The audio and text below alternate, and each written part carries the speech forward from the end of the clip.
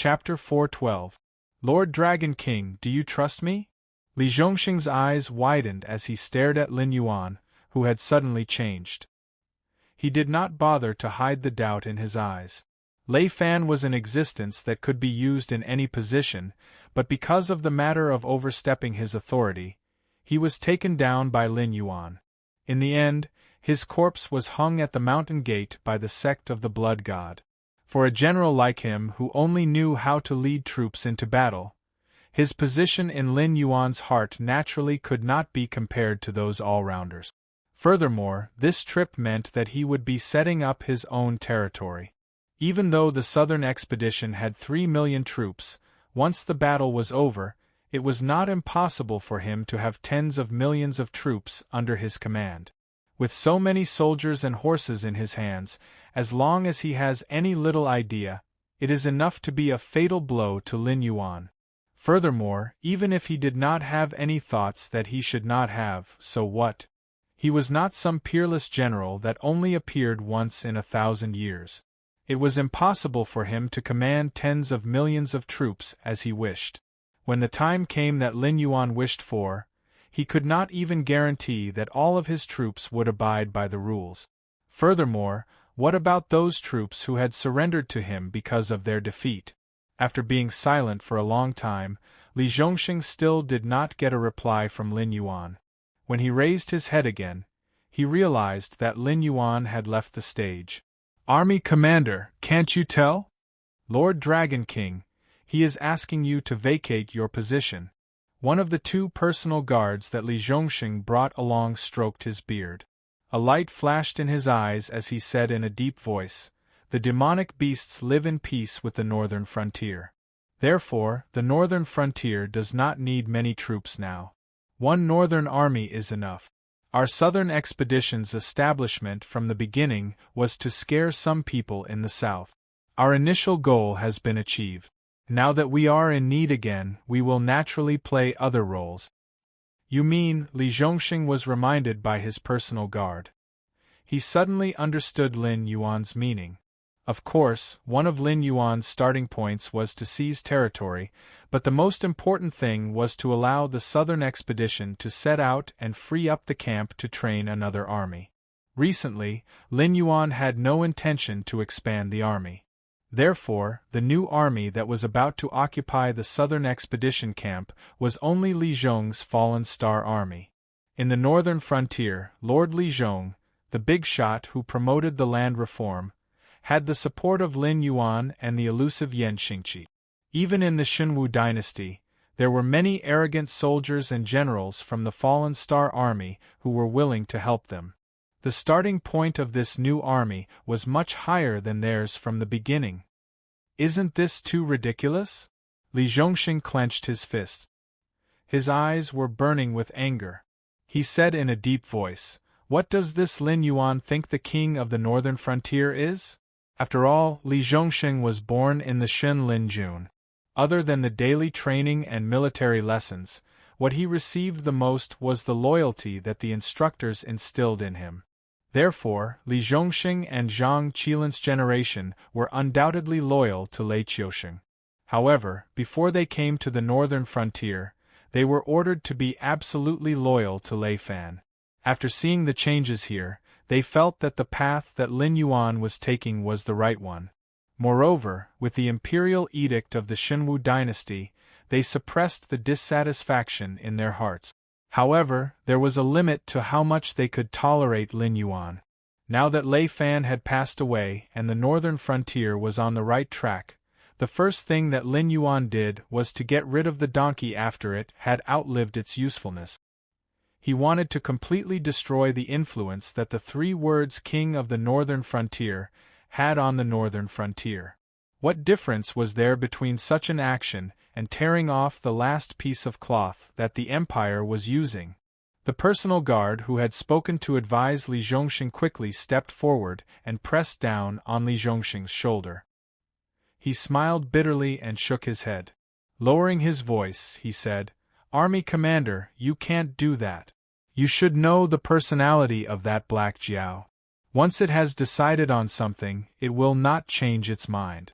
If you plead for Hu Yen now, not only will you not be able to save Hu Yen, you will also be sacrificing yourself.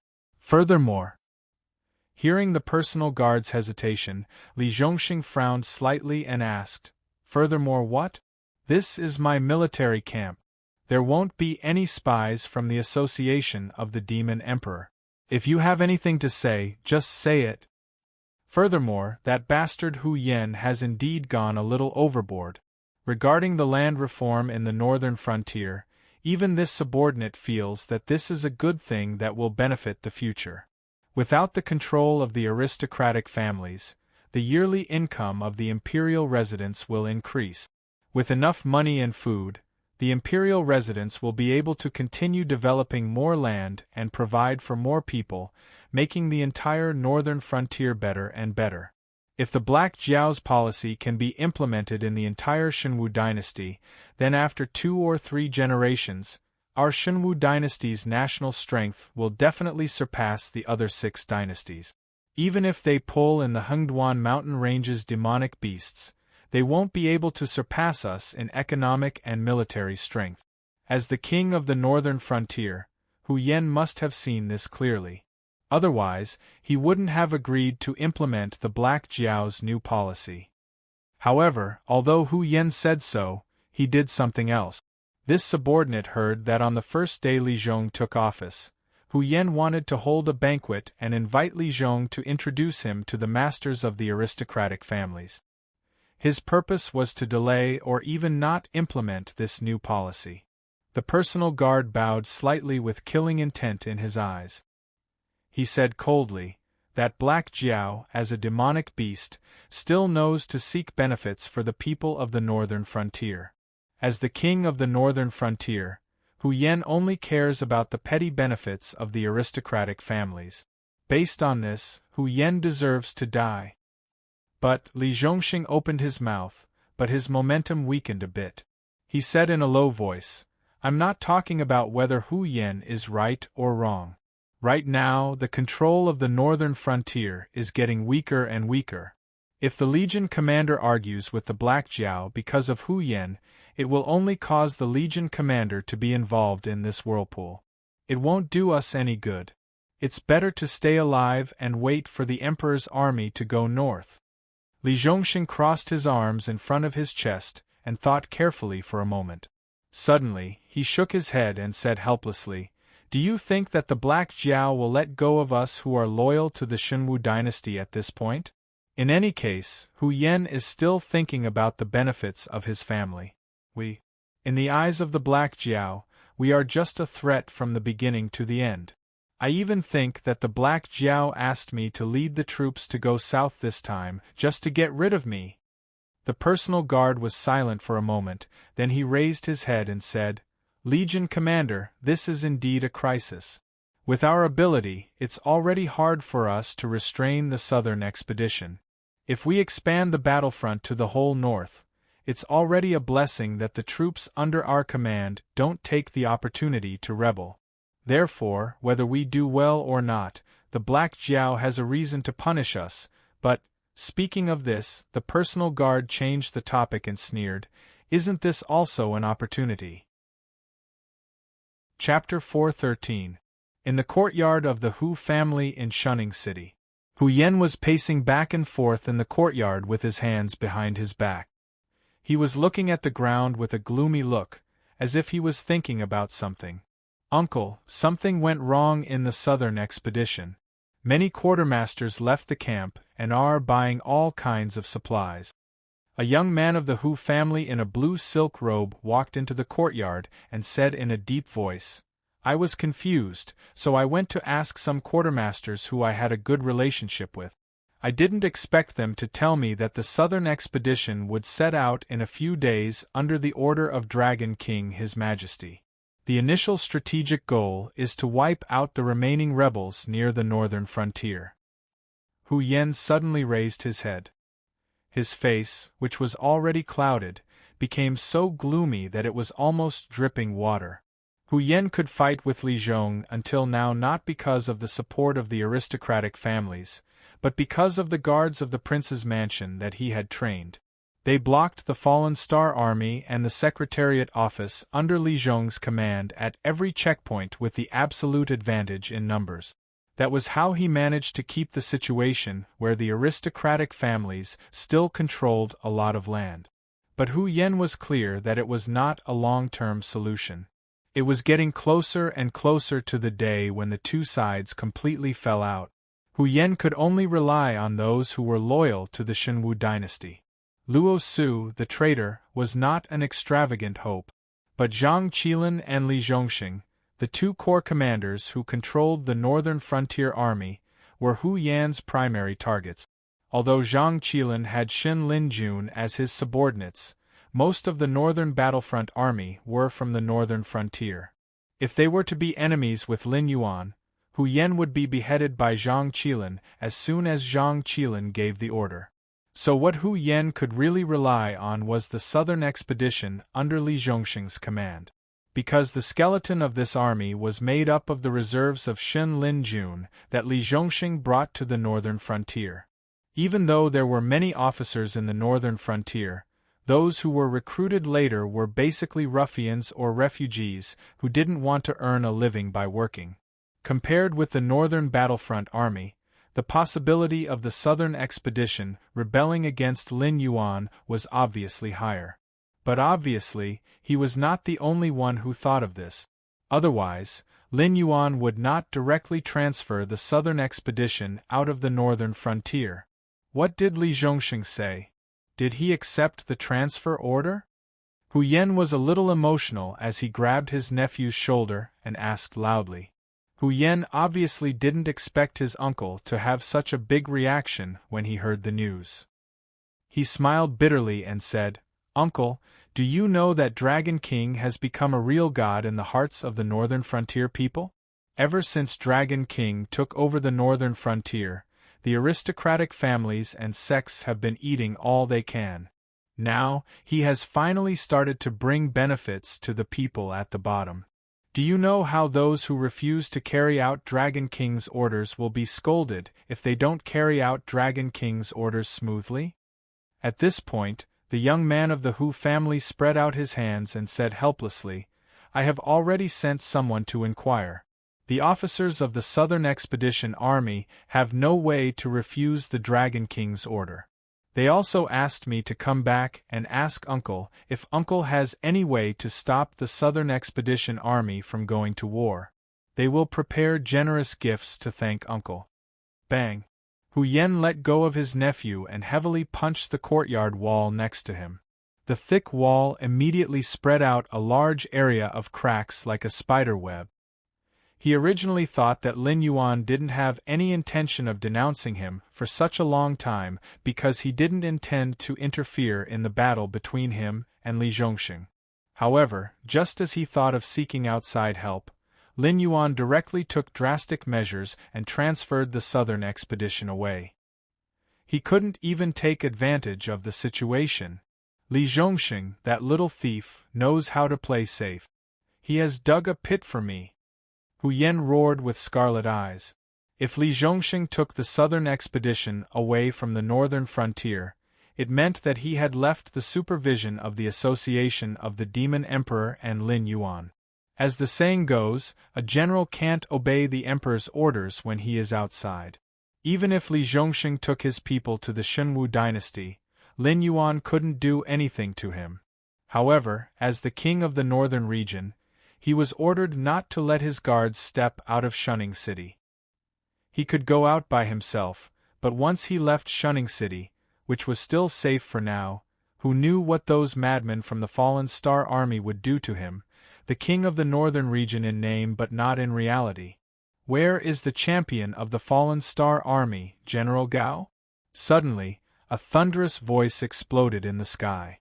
Hu Yen raised his head subconsciously, only to see the famous vice president of the Association of the Demon Emperor, Ding Zai, floating in the air, looking down at Shunning City with his hands behind his back. Hu Yan's heart sank again. After all, before this, Ding Zai had always presented himself as a trash. No matter how hard he cultivated, Ding Zai's talent in cultivation was too poor. But now, Ding Zai was floating in the air without any signs of strain. This was enough to show that Ding Zai's cultivation was at least at the Heaven Dipper realm. "I'm here." A muffled voice suddenly came from the villa belonging to Li Zhong in the northern frontier palace. Then, a burly figure like a titan shot out from the villa and rushed to Ding Zai in the air. "Under the order of the Dragon King, the northern frontier army will set off soon. The empty camp will be handed over to your fallen star army to manage. As long as it doesn't affect the development of the northern frontier, you can recruit as many soldiers as you want. This is the decree of the Dragon King. Take it to the king of the northern frontier and print it. Then, go to the camp outside the city to report." Ding Zai calmly handed over a white piece of paper to Gao Buzhan. Then, he turned around and disappeared from the sky above Shunning City, as if he had never appeared. "Congratulations, uncle. The fallen star army has been transferred away from Li Zhong by the Dragon King. For uncle, this is great news." The disciple of the Hu family cupped his fists to Hu Yen and sneered. "Without the help of the fallen star army, Li Zhong is just a weak scholar no matter how powerful he is. By then, I have many ways to stop Li Zhong's order from going out of Shunning City." "Bastard!" Hu Yen suddenly growled and said coldly, "You know, this time, the Dragon King is seeking benefits for the people. We just delayed Li Zhong's order, but there are already people complaining about the northern frontier palace. If Li Zhong's order can't even go out of Shunning City, will the people be angry? Will the Dragon King punish us? Aren't you giving them a reason to kill me? Use your brain before you speak." Chapter 4:14. "Yes, Lord Uncle." The Hu clan disciple covered his face and took a deep breath. His eyes suddenly flashed with a cold light, and he suggested again, "Since we can't stop Li Zhong's decree, then we have to think of a way to kill Li Zhong. Now that the land reform has begun to be implemented in various places, even if Lord Dragon King personally says it, those people won't be willing to give up halfway. So, once Li Zhong dies, Lord Dragon King can only let Lord Uncle take full responsibility for this matter in a short period of time. At that time, Pa." This time, the Hu clan disciple's response was not Hu Yan's angry roar, but a loud slap. "Then, your uncle, I will be pushed from being the support and leader of countless aristocratic families in the northern frontier to being the enemy of the aristocratic families in an instant. Not to mention whether Lord Dragon King has other backup plans after Li Zhong's death. Even if he doesn't have any preparations and can only leave this matter to me, do you think he won't supervise me and let me do whatever I want? Moreover, Li Zhong inexplicably died in the northern frontier prince's mansion. Do you believe that when this matter is settled, the Hu clan will die the same way as Li Zhong died?" Hu Yen took a deep breath. Although he had long known that the Hu clan's juniors were good-for-nothings, he really didn't expect that at this time, the Hu clan's juniors still didn't realize the seriousness of the problem. They thought that if they were in Li Zhong's position, they could do whatever they wanted just like before, and even change the order from day to night. Then, Lord Uncle's meaning is? After the Hu clan disciple was beaten, he also knew that his smarts had completely angered the fetters. Originally, he wanted to show off his abilities, but now, he could only cover his face and stand beside Hu Yen with a wronged expression, carefully asking a question. Hu Yen took a deep breath, narrowed his eyes and said, "The situation has already reached this point. No matter what we think, Li Zhong won't let this matter rest. I admit that the annual income of the northern frontier's farmland added together can't compare to the several large contracts we have in the Northern Territory Chamber of Commerce. However, the land is the foundation of our aristocratic family's existence. Without the land, the aristocratic families are just a group of worms that can be bullied by others." Hu Yen had some more words that he couldn't say in person. If the northern frontier aristocratic family's juniors were all talents like the Qiao clan's juniors, Hu Yen wouldn't be so opposed to the reform of the northern frontier aristocratic families. However, Hu Yen had seen the performance of his nephews. It was fine if he was alive, but once his generation of Hu clan members died, his juniors would be sensible if they didn't cause the Hu clan to be ruined. Although the annual income from the land wasn't much, as the northern frontier's territory grew larger, this income would not only remain unchanged, but would also increase. If they could stop Lin Yuan's land reform plan, no matter how bad the Hu clan's juniors were, they could still survive for 4 or 5 more generations. If they could produce 1 or 2 more Kirin, the Hu clan might be able to avoid the fate of being ruined. Relying on this group of juniors to beg for food in the Northern Territory Chamber of Commerce? It would be better to hope that money would fall from the sky. After thinking for a moment, Hu Yen slowly said, "Go to all the aristocratic families and tell them that I will be hosting a banquet in the Hu clan tonight. I invite all the family heads to come." The ability of the royal guards was only useful in Shunning City.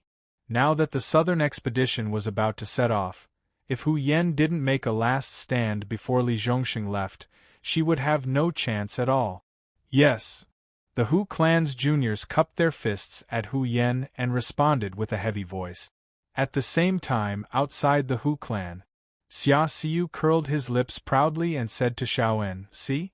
I told you that Hu Yen wouldn't wait for his death when he has completely lost the ability to resist. He must be asking his descendants to inform the patriarchs of the various aristocratic families to gather at the Hu residence and join forces to put pressure on the demon emperor." Xiaoen's face remained cold as he stared expressionlessly at the Hu clan disciples who were gradually disappearing into the distance. After a long while, a cold glint flashed across his eagle-like eyes as he asked, "Kill them? What's the point of killing him? It's a waste of time and useless." Xia Xiu waved his right hand, and a heavy black money bag appeared in his hand. He said with a smile, "If you agree to a bet, you must accept your loss. This is what you lost to me." "Don't kill him? Then why did you call us here?" Xiaoen narrowed his eyes slightly and turned his head to look at Xia Xiu beside him, a dangerous cold light flashing in his eyes. Since joining Lin Yuan's forces, the lives of the demi-humans had indeed improved a lot. After all, the forces under Lin Yuan's command were a mix of good and bad.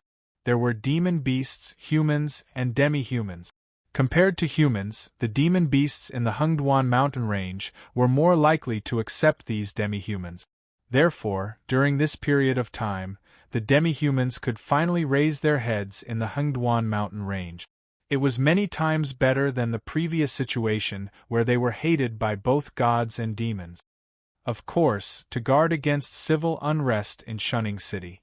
Xia Xiu still didn't look serious, but looking at the direction where the Hu clan's disciples had disappeared, his eyes revealed a playful look.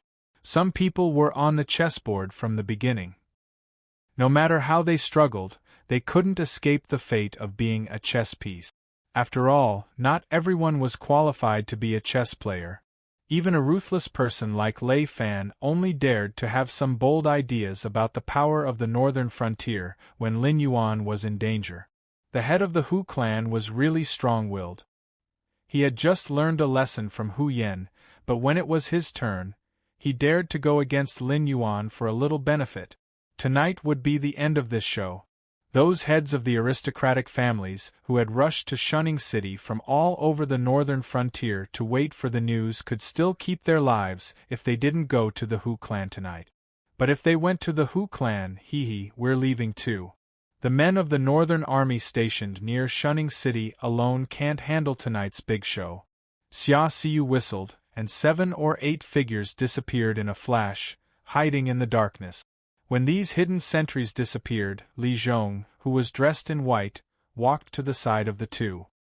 His clear eyes were cold and sharp as he said, "Some people are always above the people and think that they are the power.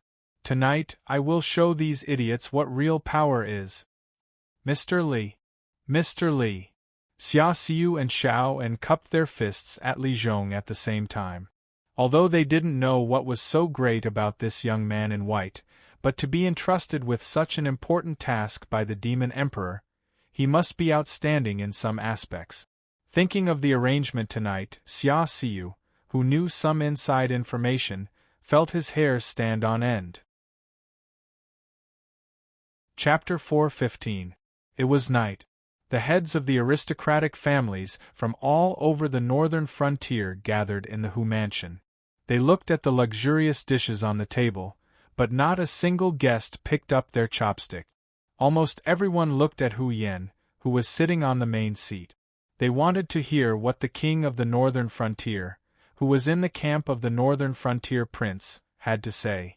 Hu Yen put a piece of fresh fish into his mouth and chewed for a moment. Then he wiped his mouth and said in a deep voice, "You have come from afar. As the king of the northern frontier, I have not done my duty as a host. It is a sin. Today I have prepared some wine to welcome you." After he finished speaking, the hall was still silent. Everyone fixed their eyes on Hu Yen. They came to the northern frontier to ask for accurate information. There had to be an explanation about the northern frontier prince's mansion attacking them. King of the northern frontier, you know better than anyone why we are gathered here. Don't play tricks. If you think you can send us home by talking, I advise you to go to bed early. You can have anything in your dreams. The one who spoke was a middle-aged man around the age of 40. His skin was dark and his forehead was full. He didn't look like the patriarch of an aristocratic family that lived like a prince. Instead, he looked like a valiant general that often fought on the battlefield. Especially his muscles that couldn't be hidden by his luxurious brocade robe, it was enough to make some women who were like wolves and tigers stare at him for a long time. Hu Yen nodded slightly and said with narrowed eyes, "Of course I know why you have come to Shunning City. But if I say that I can send you away by talking, I may be telling the truth. Let me ask you, how many of you have made up your mind to fall out with the northern frontier prince's mansion and dare to take the risk of angering the Dragon King to deal with Li Zhong?" After Hu Yen finished speaking, the audience started to talk. Everyone was whispering, but no one dared to answer Hu Yan's question. Why did they dare to come to Shunning City to ask for information after the prince's mansion at the northern frontier began to clear the land? Why did they even obstruct and bribe the secretaries and guards who were sent out by Li Zhong?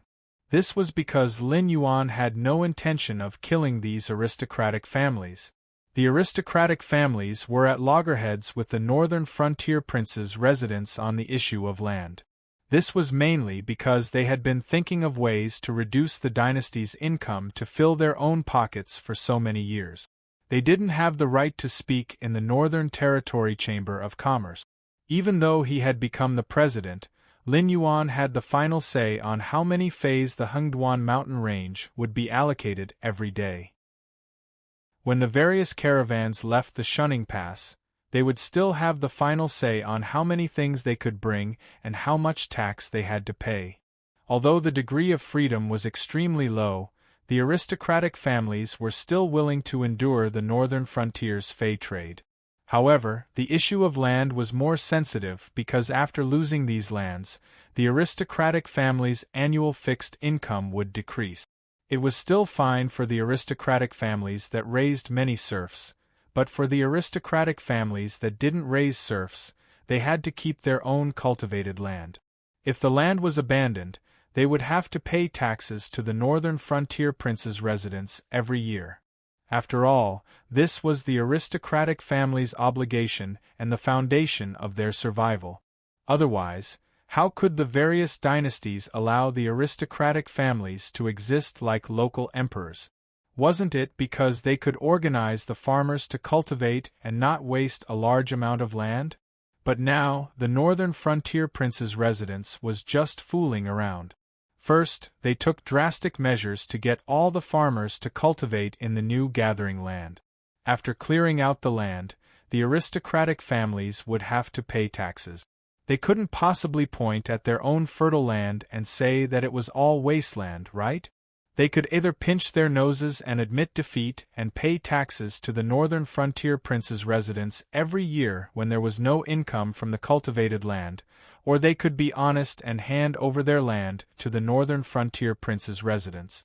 Although they could earn a lot of wealth through the Northern Territory Chamber of Commerce, it wasn't a long-term solution. Not every aristocratic family was like the Chiao clan and had strict requirements for their descendant. Those young masters and young ladies in their families were not all good-for-nothings, but if they were really forced to do business, they would at least have to be prepared to lose everything for a few years. Only after they had suffered enough losses could they be considered qualified businessmen. Look, all of you are mute. I know that all of you are just angry, so you want to gather in Shunning City and see if you can put pressure on the northern frontier prince's residence and ask Lord Dragon King to revoke this decree, right? Hu Yen sneered and said coldly, then you have the wrong idea. To be honest, clearing out the land is only the first step of Li Zhong's plan. Next, he will ask the aristocratic families and farmers to pay the same taxes in the future, which is a 50% tax. Whoever has more land will pay more in the future, and whoever has less land will still have to suffer this cut. Boom. Hu Yan's words were like a heavy bomb, and the whole Hu residence was as noisy as a market. The aristocratic families that were doing the worst paid 50% tax to the government every year. The aristocratic families that were doing well in the northern frontier didn't pay much. Other than the Chiao clan, who only paid 10% tax, there were many aristocratic families that paid 20% or 30% tax. Moreover, they had the most land. Now that there were no farmers to cultivate the land, they had to pinch their noses and swallow bitter medicine to pay the tax. If the tax rate was raised again, how could they survive? More importantly, the northern frontier prince's residence's arrangement for the farmers was simply forcing them into a dead end. As long as the farmers were willing to cultivate the land, they could go to the newly established settlement and obtain a much larger land than before based on their ability and population. In addition, the northern frontier prince's residence had issued a decree that as long as the farmers cultivated the new land, they only needed to pay 20% tax for 10 years.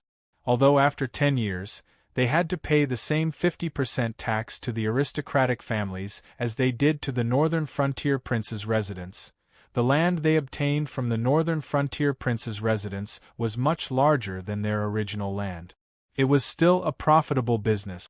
In this era, the people at the lowest level didn't even have enough to eat. Otherwise, they wouldn't have sent the land passed down from their ancestors to the aristocratic families for a little tax reduction. Although there was no contract, in name, they had turned from free farmers to serfs of the aristocratic families. Therefore, the problem that the people of the northern frontier thought of was very simple.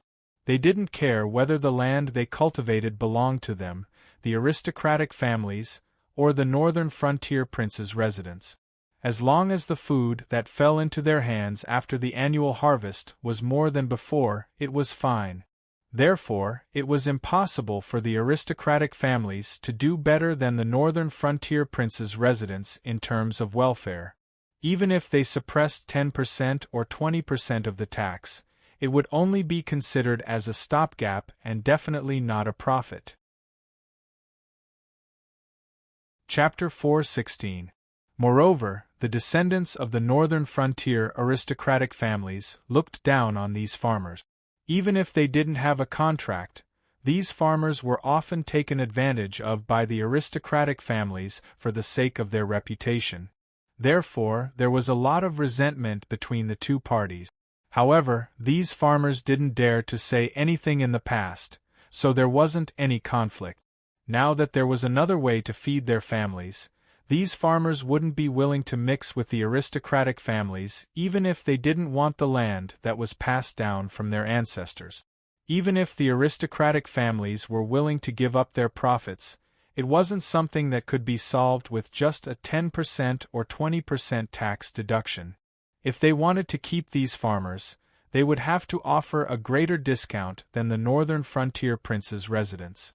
In other words, if the northern frontier prince's residents only collected 20% tax for the first 10 years, they would be exempt from the tax. In the future, if the northern frontier prince's residents raised the tax to 50%, they would only be able to collect 20% tax. However, if they turned around, they would have to give 50% of the income from the farmland to the northern frontier prince's residents. If the income from the land wasn't enough, then they would have to fork out their own money and grain to make up for it. Although everyone present was the head of a large family, it would be fine if they had to live like this for a year or two, but who would be able to stand it after a long time? Even if they had a mountain of gold, they couldn't just sit around and eat until it ran out. Even if they could get a decent amount of income from the Northern Territory Chamber of Commerce every year, their lifeline was in the hands of others. If they casually found a reason to stop them, such as not giving them goods or restricting their caravan from leaving the country, they would come looking for trouble if they couldn't settle the debt. According to the rules of the Shenwu dynasty, although the aristocratic families could annex land, they were not allowed to lose any of the land under their name unless it was handed over to the local government.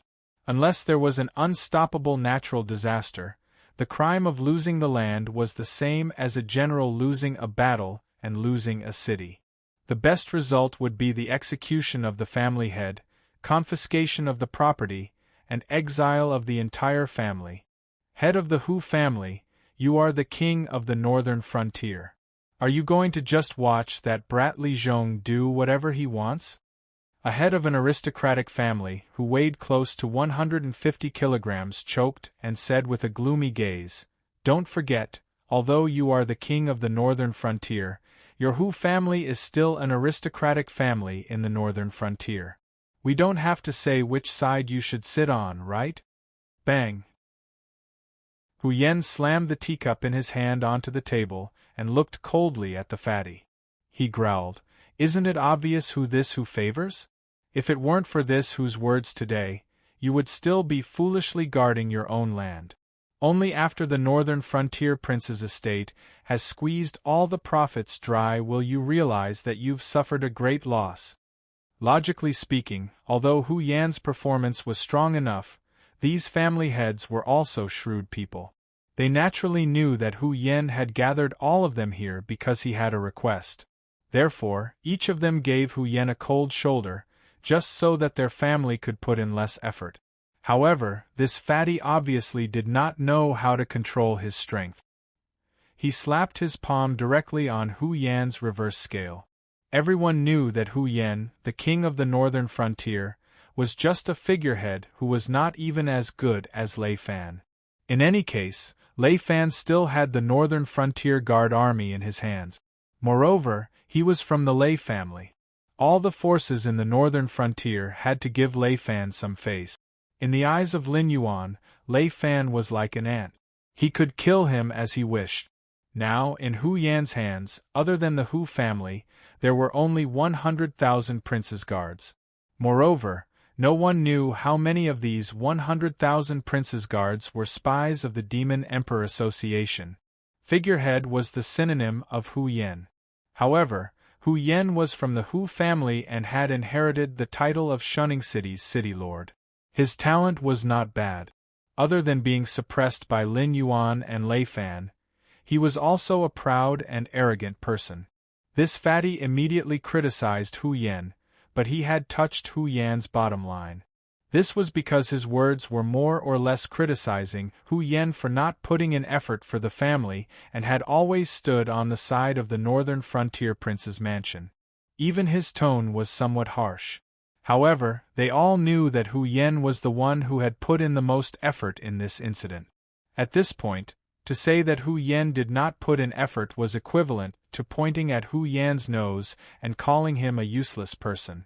Hu Yan's sudden outburst immediately caused everyone to keep quiet out of fear. Each and every one of them looked at Hu Yan with their mouths agape. After a while, the patriarchs of the aristocratic families acted as if nothing had happened just now. They began to toast each other, and the atmosphere of joy and laughter was restored in a short time. They were all trying to suppress this fatty's mistake openly and covertly. Humph! Hu Yen snorted coldly and shifted his gaze away from the fatty. He said in a deep voice, "Everyone's mouth is unforgiving, but in your hearts, you all know that in order to stop this new set of policies, this Hu had to shed all pretense of cordiality with all the officials in the northern frontier prince's mansion. But there was no other choice. Li Zhong has the backing of Lord Dragon King. With just this Hu's strength, how can I be a match for that guy? I ask everyone to lend me a hand. Family head who must be joking." A young man dressed in a scholarly robe stood up and cupped his hands towards Hu Yen. He sneered and said, "My Wang family is in the northern frontier. Although we are not considered a big family, we are still very clear about the matter of being loyal to the emperor. It's just some land. If Lord Dragon King likes it, he can take it. My Wang family will never do anything to betray Lord Dragon King." What a nice way to put it. Isn't it because you are afraid? The plump family head from before snorted coldly and said sarcastically, "If your Wang family really doesn't care, why did you come all the way to Shunning City? Could it be that you are here to freeload off family head whose banquet today?" When the arrow was on the bow, some people flinched at the last moment and some people were provoked. Naturally, there were differences in opinion. After all the people gathered here were the family heads of various aristocratic families. Naturally, there was no such thing as a spy of the demon emperor. Moreover, since Hu Yen had issued the invitation for this banquet, he would naturally make preparations in advance. Otherwise, wouldn't it be awkward if the infamous Dragon King suddenly appeared in the middle of the meeting? Anyway, Lord Dragon King couldn't hear it, so it didn't matter if his tone was a little harsh. Those who walk different paths cannot work together. The young man surnamed Wang's fair face turned pale. Obviously, he was angry and ashamed. However, at this moment, he also knew that this was not a place where he could act wantonly. He cupped his hands towards the plump family head and said in a deep voice, "Once again, this Wang wishes all the family heads to have their wishes come true. Forgive me for not keeping you company. Goodbye." Wait. The fat man opened his mouth again. That mouth of his seemed to only know how to offend people. He said coldly, "If you go out like this, who can guarantee that you won't report us to the Wang family in the northern frontier? Do you think that at this point anyone who wants to quit can do so?" Chapter 4:17. What do you want to do? The young man surnamed Wang's expression became increasingly unsightly. Each aristocratic family was like a local tyrant in their own territory. Even if the scale was different, no aristocratic family would really be afraid of other aristocratic families, especially in their own territory. For these aristocratic families, besides Lin Yuan, only the 1,000-year-old Xiao family could truly make them feel reverence. Being able to appear in Shunning City as the representative of the Wang family, the young man surnamed Wang naturally had a lot of authority in the Wang family. Now that he was forced into a dead end by the other party, he naturally could not take the same attitude as before. There were so many people present. Of course the young man surnamed Wang was not the only one who wanted to retreat. It was just that before he spoke, these people were still hesitating in their hearts. Not many people were willing to fall out with Lin Yuan for the sake of their own land, but the fate of the sects and forces was obvious. They were more worried that once the aristocratic families fell apart, they would be completely wiped out by the northern frontier prince's mansion. Stirring up conflict at this time was the most foolish thing to do. Soon, a fair-skinned fat middle-aged man came out with a smile to smooth things over. He said, "Since Master Hu invited us here, he must have his own ideas. Otherwise, why would he come here to fan the flames? The northern frontier prince's mansion hasn't made a move yet. Do you think we can start fighting among ourselves first?" As his voice fell, even the hostile young man surnamed Wang and the plump master of the heavenly court paused. At this juncture, it would be the biggest joke if they started a fight with their own people. Although there were some differences in their attitudes towards the northern frontier prince's mansion, they were all members of aristocratic families and their interests were the same. Is that right, Master Hu? The fair-skinned fat master of the heavenly court saluted Hu Yen, thinking that Hu Yen was too blind. No matter what the northern frontier prince's mansion was planning, the aristocratic families of the northern frontier must now unite. Otherwise, with the strength of one family alone, there was absolutely no way to fight against the northern frontier prince's mansion. But if they united, although there was still a great disparity in strength, at least they could ensure that the land issue would not be solved by force, and they would have space to move. My idea? My idea is very simple. Hu Yen narrowed his eyes slightly and said coldly, "Let's join forces and put pressure on the northern frontier prince's residence. Lord Dragon King is very busy during this period. The southern expedition is about to set out to sweep away the rebels nearby. The Fallen Star Army is also going to move into the southern expedition and start recruiting. Also, the Demon Emperor Association and the Northern Territory Chamber of Commerce have many minor details that need to be changed. Lord Dragon King is not free. Our opponent from the very beginning is only Li Zhong." The family heads looked at each other in dismay. They did want to join forces to put pressure on the northern frontier prince's mansion, but they did not have any clue at the moment. After all, they did not intend to fall out with the northern frontier prince's mansion at all. Naturally, they could not use those insidious tricks in the past. Therefore, it was quite difficult to control the scale. Don't worry, everyone. Since I dared to invite you here, I have made full preparations. I have also prepared a plan for how to put pressure on the northern frontier prince.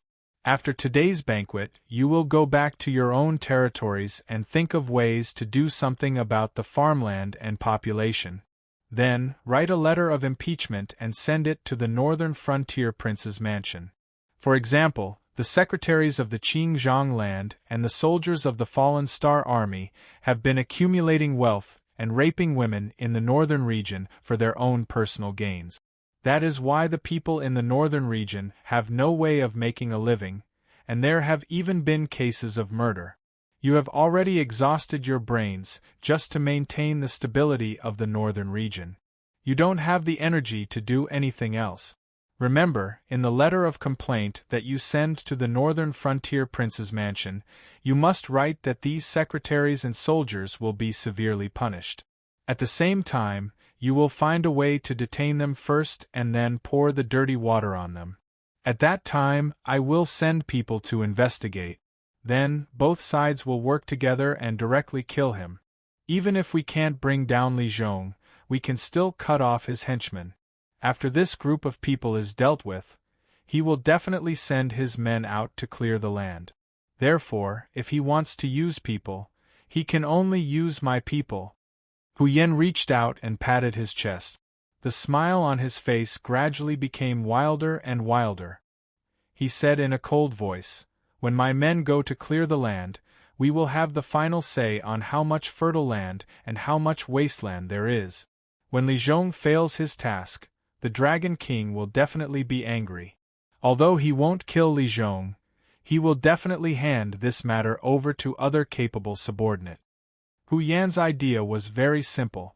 Since they couldn't bring down Li Zhong directly, then they would just cut off Li Zhong's henchmen. When Li Zhong had no one to rely on, even if Lin Yuan still wanted to use Li Zhong to handle this matter, he wouldn't have the ability to do so. And for the heads of these aristocratic families, it was also a matter of ease for them to detain the officials of various government offices. They didn't even need to discuss the process carefully. This series of operations could be carried out perfectly.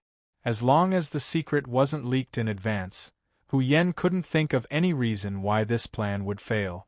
This method is not bad, but isn't the risk a little too high?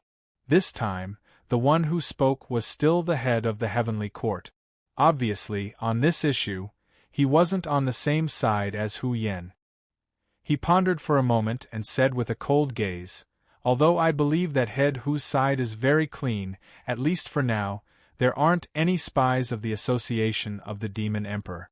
But who can guarantee that when we go back, our side will be clean as well? Once the Association of the Demon Emperor reports what we have done to Lord Dragon King, I don't think we have any way to survive. The Association of the Demon Emperor is just a bunch of lackeys. The fatty who offended the others said again. This isn't the first time this old man has dealt with the Association of the Demon Emperor. These guys aren't people who are loyal to Lord Dragon King. They care more about their own interests. If you are afraid that your actions will be leaked, you can send a large amount of money to the Association of the Demon Emperor's branch president. Not only can this guarantee that the plan will be foolproof, it's even possible for the Association of the Demon Emperor to assist you in this matter. As soon as the fatty finished speaking, the group of family heads started whispering again. Obviously, the Association of the Demon Emperor wasn't loyal to Lin Yuan. As long as there were enough benefits, they could be controlled. This was an open secret to the entire northern frontier. But at this moment, obviously no one thought that what they saw was what Lin Yuan wanted them to see. Even if the Demon Emperor was really as they imagined, the benefits they offered wouldn't be more than what the northern frontier Wang residents offered. Happy National Day to everyone. Chapter 4:18. That's true, but the head of the heavenly court opened his mouth again and said in a deep voice, even if we topple Li Zhong, what's the use? The problem of the aristocratic families in the northern frontier is a problem that Lord Dragon King wants to solve. Even if we topple Li Zhong, there will still be Wang Zhong and Zhao Zhong to do it. We took such a big risk to do this, is it just to delay our deaths? Everyone fell silent again and looked at Hu Yan anxiously. Because what he said was indeed reasonable. Everyone took such a big risk to do this. Once it was found out, it would give the northern frontier princes' residents a legitimate reason to eradicate them. But in the end, the result still did not change. The biggest beneficiary might be Hu Yan, because Li Zhong was Hu Yan's #1 political enemy. After he was eradicated, Hu Yan would still be a puppet, but at least a puppet with more power. Those officials who came later would more or less be afraid of Hu Yan. Brother Zhang, you're right. It's His Majesty the Dragon King's will to clear the land in the northern region. No matter who comes here, we have to follow his orders. But now, Li Zhong is sitting in this position, and it's obvious to all of you that he's not even willing to spare time to have a meal with us. This guy is bent on taking back the land in our hand. I don't mean to say this, but even if you're willing to give Li Zhong great wealth, he won't be willing to accept these benefits, right? But if someone else sits in Li Zhong's position, he knows that the first condition to do this well is that we aristocratic families cooperate with him. Otherwise, he will collapse in the same way that Li Zhong collapsed. Unless Lord Dragon King directly uses force to eradicate the aristocratic families in the northern frontier, the result will not change. So this new guy, no matter what he is thinking, has to give us face. When the time comes, everyone can show off their skills to please each other. At least on the land clearance issue, everyone will have room to maneuver. At least, you will not be killed directly and have no chance to make a comeback. Moreover, to put it bluntly, I, Hu Yan, am the king of the northern frontier in name, but in fact, I am just a puppet. So, whether Li Zhong falls or not, it has nothing to do with me. I do these things and say these things because I am also a member of the aristocratic families. Of course, I also have to figure out the intentions of my superiors. Otherwise, one day, if I make an unintentional mistake, I will end up with my head separated from my body. So, according to my speculation, once Li Zhong falls, the new person who will take over is most likely me. Because my superiors can't bear to see me having influence in the northern frontier. Now, my biggest reliance is actually all of you, who are also aristocratic families. If I am in charge of this matter, no matter the result is good or bad, I will definitely be at odds with all of you. Looking at this matter from my superior's point of view, I am the most suitable person to take over Lijiang. Similarly, if I am in charge of this matter, then there will be more room for you to maneuver. As long as we can make a good show, this set of government decrees can be postponed indefinitely. Hu Yen reached out and patted his chest, taking on the responsibility of everything, and said, even if it can't be postponed indefinitely, there will definitely be no problem for 30 to 50 years. At that time, with everyone's intelligence and wisdom, can't you find another way out? Hu Yan's words could be said to be quite reasonable and quite tempting. To put it bluntly, it was hard to say if the current northern frontier regime could still exist for 30 to 50 years.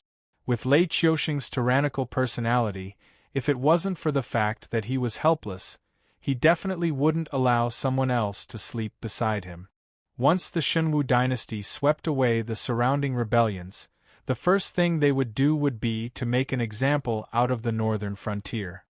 He wouldn't allow the Northern Territory Chamber of Commerce to continue controlling the price of the phase of the Shenwu dynasty.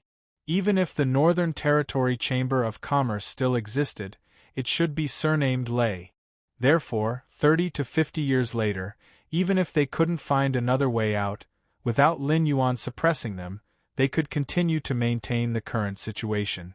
They would still be the dominant aristocratic family in the northern frontier. A sneer suddenly sounded at an inappropriate time. Everyone turned their heads with cold gazes, only to discover that the sneer came from Qiao Yilin. Qiao Yilin put down the chopsticks in his hand and elegantly wiped the grease at the corner of his mouth. He cupped his hands and said, "My apologies. Because this is a banquet hosted by the northern frontier, this one was still fantasizing about some exotic delicacies, so I came on an empty stomach. Previously, when everyone was talking loudly, this one was still busy filling my stomach and really didn't hear what everyone was saying." At this point, Qiao Yilin stood up and looked coldly at all the family heads present. He said in a cold voice, "I'll have to trouble everyone to repeat what you said earlier about not having a ruler and not having a father." As Qiao Yilin stood up, the heads of the 10 or so families affiliated with the Qiao family at the same table also stood up, including Shui Yan, who had a good personal relationship with Lin Yuan after the trip to the secret territory. A mere 10 or so people looked at the hundreds of people in the courtyard, revealing an aura of disdain for the world, as if the family heads in this courtyard were all clay chickens and pottery dogs. Thump! Seeing Qiao Yilin and Shui Yan take the lead in opposing, everyone's hearts suddenly sank. The Qiao family and Shui family were on good terms with Lin Yuan. Previously, Qiao Yilin didn't say anything, so everyone instinctively thought that Hu Yan didn't invite this leading figure of the northern frontier family. It wasn't until now that Qiao Yilin suddenly spoke that everyone realized that the Qiao family and Shui family were on the side of the northern frontier prince's residence from the beginning. "Qiao Yilin, others may be afraid of you, but I'm not." Hu Yan swallowed a mouthful of saliva and forced himself to calm down as he spoke. "Of course you're not afraid of me. You're the prince of the northern frontier. Even if I had the guts as big as the sky, I wouldn't dare to kill you." Qiao Yilin crossed his arms in front of his chest and looked mockingly at Hu Yan. He said in a low voice, "However, the prince's residence guards are really strong. To be able to hold on until now without having their gates breached." "What breaching the gates? What are you talking about?" Hu Yan's eyes widened as he growled, "Qiao Yilin, I know that you're on good terms with His Excellency the Dragon King, but as the leader of the Northern Frontier family, you should know that once the series of land-clearing decrees are completed, everyone will suffer a huge loss. And your Qiao family, as the #1 family on the Northern Frontier, will bear the brunt of this. I advise you to think carefully about which side you should stand on." Everyone's hearts finally relaxed a little. No matter how good the Qiao family and Shui family's relationship with Lin Yuan, they were still members of the Northern Frontier family. Just like Hu Yan, the prince of the Northern Frontier, when Lin Yuan wanted to implement the land-clearing decrees on the northern frontier, he also resolutely chose to stand on the side of the family. Chapter 419. While the undercurrent was surging in the Hu clan's courtyard, Lin Yuan, who was observing the progress of Li Zhong's work in the prince's residence at the northern frontier, suddenly raised his head. His gaze paused on Li Zhong for a moment, before Li Zhong understood and led his subordinates out of the courtyard where he worked. After everyone had left, a figure wearing a moon-white brocade robe and a black foxfur cloak slowly appeared. That jade-like face looked even whiter under the moonlight. There wasn't even the slightest trace of blood in it, making it look a little demonic. Even though it was the first time they had met, Lin Yuan quickly realized that this somewhat demonic-looking man was Zhang Xiu, the head of the embroidered uniform guard, the head of the Shenwu dynasty's secret service, who made countless people tremble in fear upon hearing his name. Lord Dragon King, this is the first time we've met. Please accept this humble gift as a token of my respect. Zhang Xiu bowed slightly and casually tossed out a brocade box. It accurately landed on the ground 3 feet in front of Lin Yuan. Due to the collision, the contents of the brocade box clearly shook a few times. Very quickly, blood seeped out from the bottom of the brocade box. Lin Yuan's multicolored eyes focused slightly. A wave of demonic power flashed past, and the brocade box shattered into pieces, revealing a head that had died with remaining grievances. It was the young lieutenant of the Ether Association. That hideous face that had died with remaining grievances was filled with resentment and unwillingness. However, other than a neat cut on his neck, there were no other injuries. It was obvious that this fellow had died at the hands of an expert in the art of the blade. Moreover, the other party had revealed his identity and purpose for coming. Furthermore, the moment the young lieutenant's expression had changed, he had drawn his blade and killed him. Then, he had placed the head in a brocade box and presented it to Lin Yuan. Lord Zhang, are you demonstrating your power to this king? Lin Yuan's multicolored eyes remained slightly narrowed, but the killing intent on his body surged out like a river. I wouldn't dare. I'm just cleaning up the ranks. My embroidered uniform guard has never needed incompetent subordinates, much less useless trash. Zhang Xiu smiled faintly and received all of Lin Yuan's killing intent. However, he did not reveal any strange expression. Without waiting for Lin Yuan to speak again, Zhang Xiu straightened his clothes and said indifferently, I came to the northern frontier on His Majesty's orders. After all, you went overboard in the northern frontier. First, you used the opportunity of attacking the sects to humiliate the king of the northern frontier. Now, you want to humiliate the king of the northern frontier by attacking the aristocratic families. We can't figure it out. If the king of the northern frontier collapses, it doesn't seem to be beneficial to Lord Dragon King, right? Zhang Xiu repeatedly pondered over Lin Yuan's actions and results. The king of the northern frontier was a fig leaf for the Shenwu dynasty, but wasn't it also a fig leaf for Lin Yuan? If it weren't for the existence of the king of the northern frontier in name, the 7 dynasties would not have allowed the monster forces to step out of the Hengduan Mountains, let alone control the lives and deaths of tens of thousands of people in a region. Therefore, the existence of the king of the northern frontier was not only a foreshadowing left behind by the Shenwu dynasty to invade the northern frontier in the future, it was also a banner that Lin Yuan had to raise. What's more, even if the 7 dynasties did not care about Lin Yuan, without the principle of the supremacy of the royal authority, there were still not many benefits for Lin Yuan to govern the northern frontier. After all, when the hearts of the people lost their fear of the royal authority, even if the king of the northern frontier was completely turned into a puppet, how could Lin Yuan, the dragon king of the Black Water, not be affected by it? The northern frontier does not need a king. What the northern frontier needs is a book of laws and a leader. To the northern frontier, the identity of the leader is not important. As long as the direction he chooses is right, he will naturally be supported. As for the impact on the royal authority, Lin Yuan smiled. His voice paused for a moment, and then he revealed his sharpness and coldly said, "What does it have to do with this king? This king is not the ruler of the northern frontier. In name, this king is the righteous God in charge of the northern frontier. Without the king of the northern frontier is still the northern frontier. But without this king, this righteous God, is the northern frontier still the northern frontier?" Zhang Xiu thought silently for a moment. Suddenly, he grinned and cupped his hands, saying, "I see. I have learned something." However, Zhang Xiu had clearly not come all this way to clean up the pawns of the Ether Association, nor was it to stand up for Hu Yen, who was doomed to die. As a result, Zhang Xiu quickly adjusted his state of mind and said, "Sir Dragon King, you should know that although the current Shenwu Empire is still in a precarious state, it's still far from before, when the empire could have been destroyed with the slightest carelessness. We only need a bit of time to return to our golden age." "Yes." Lin Yuan nodded slightly and did not deny Zhang Xiu's words. "Then, Lord Dragon King, you should know that you and the King of Qingpeng are our biggest opponents in wiping out the Pebble Stones.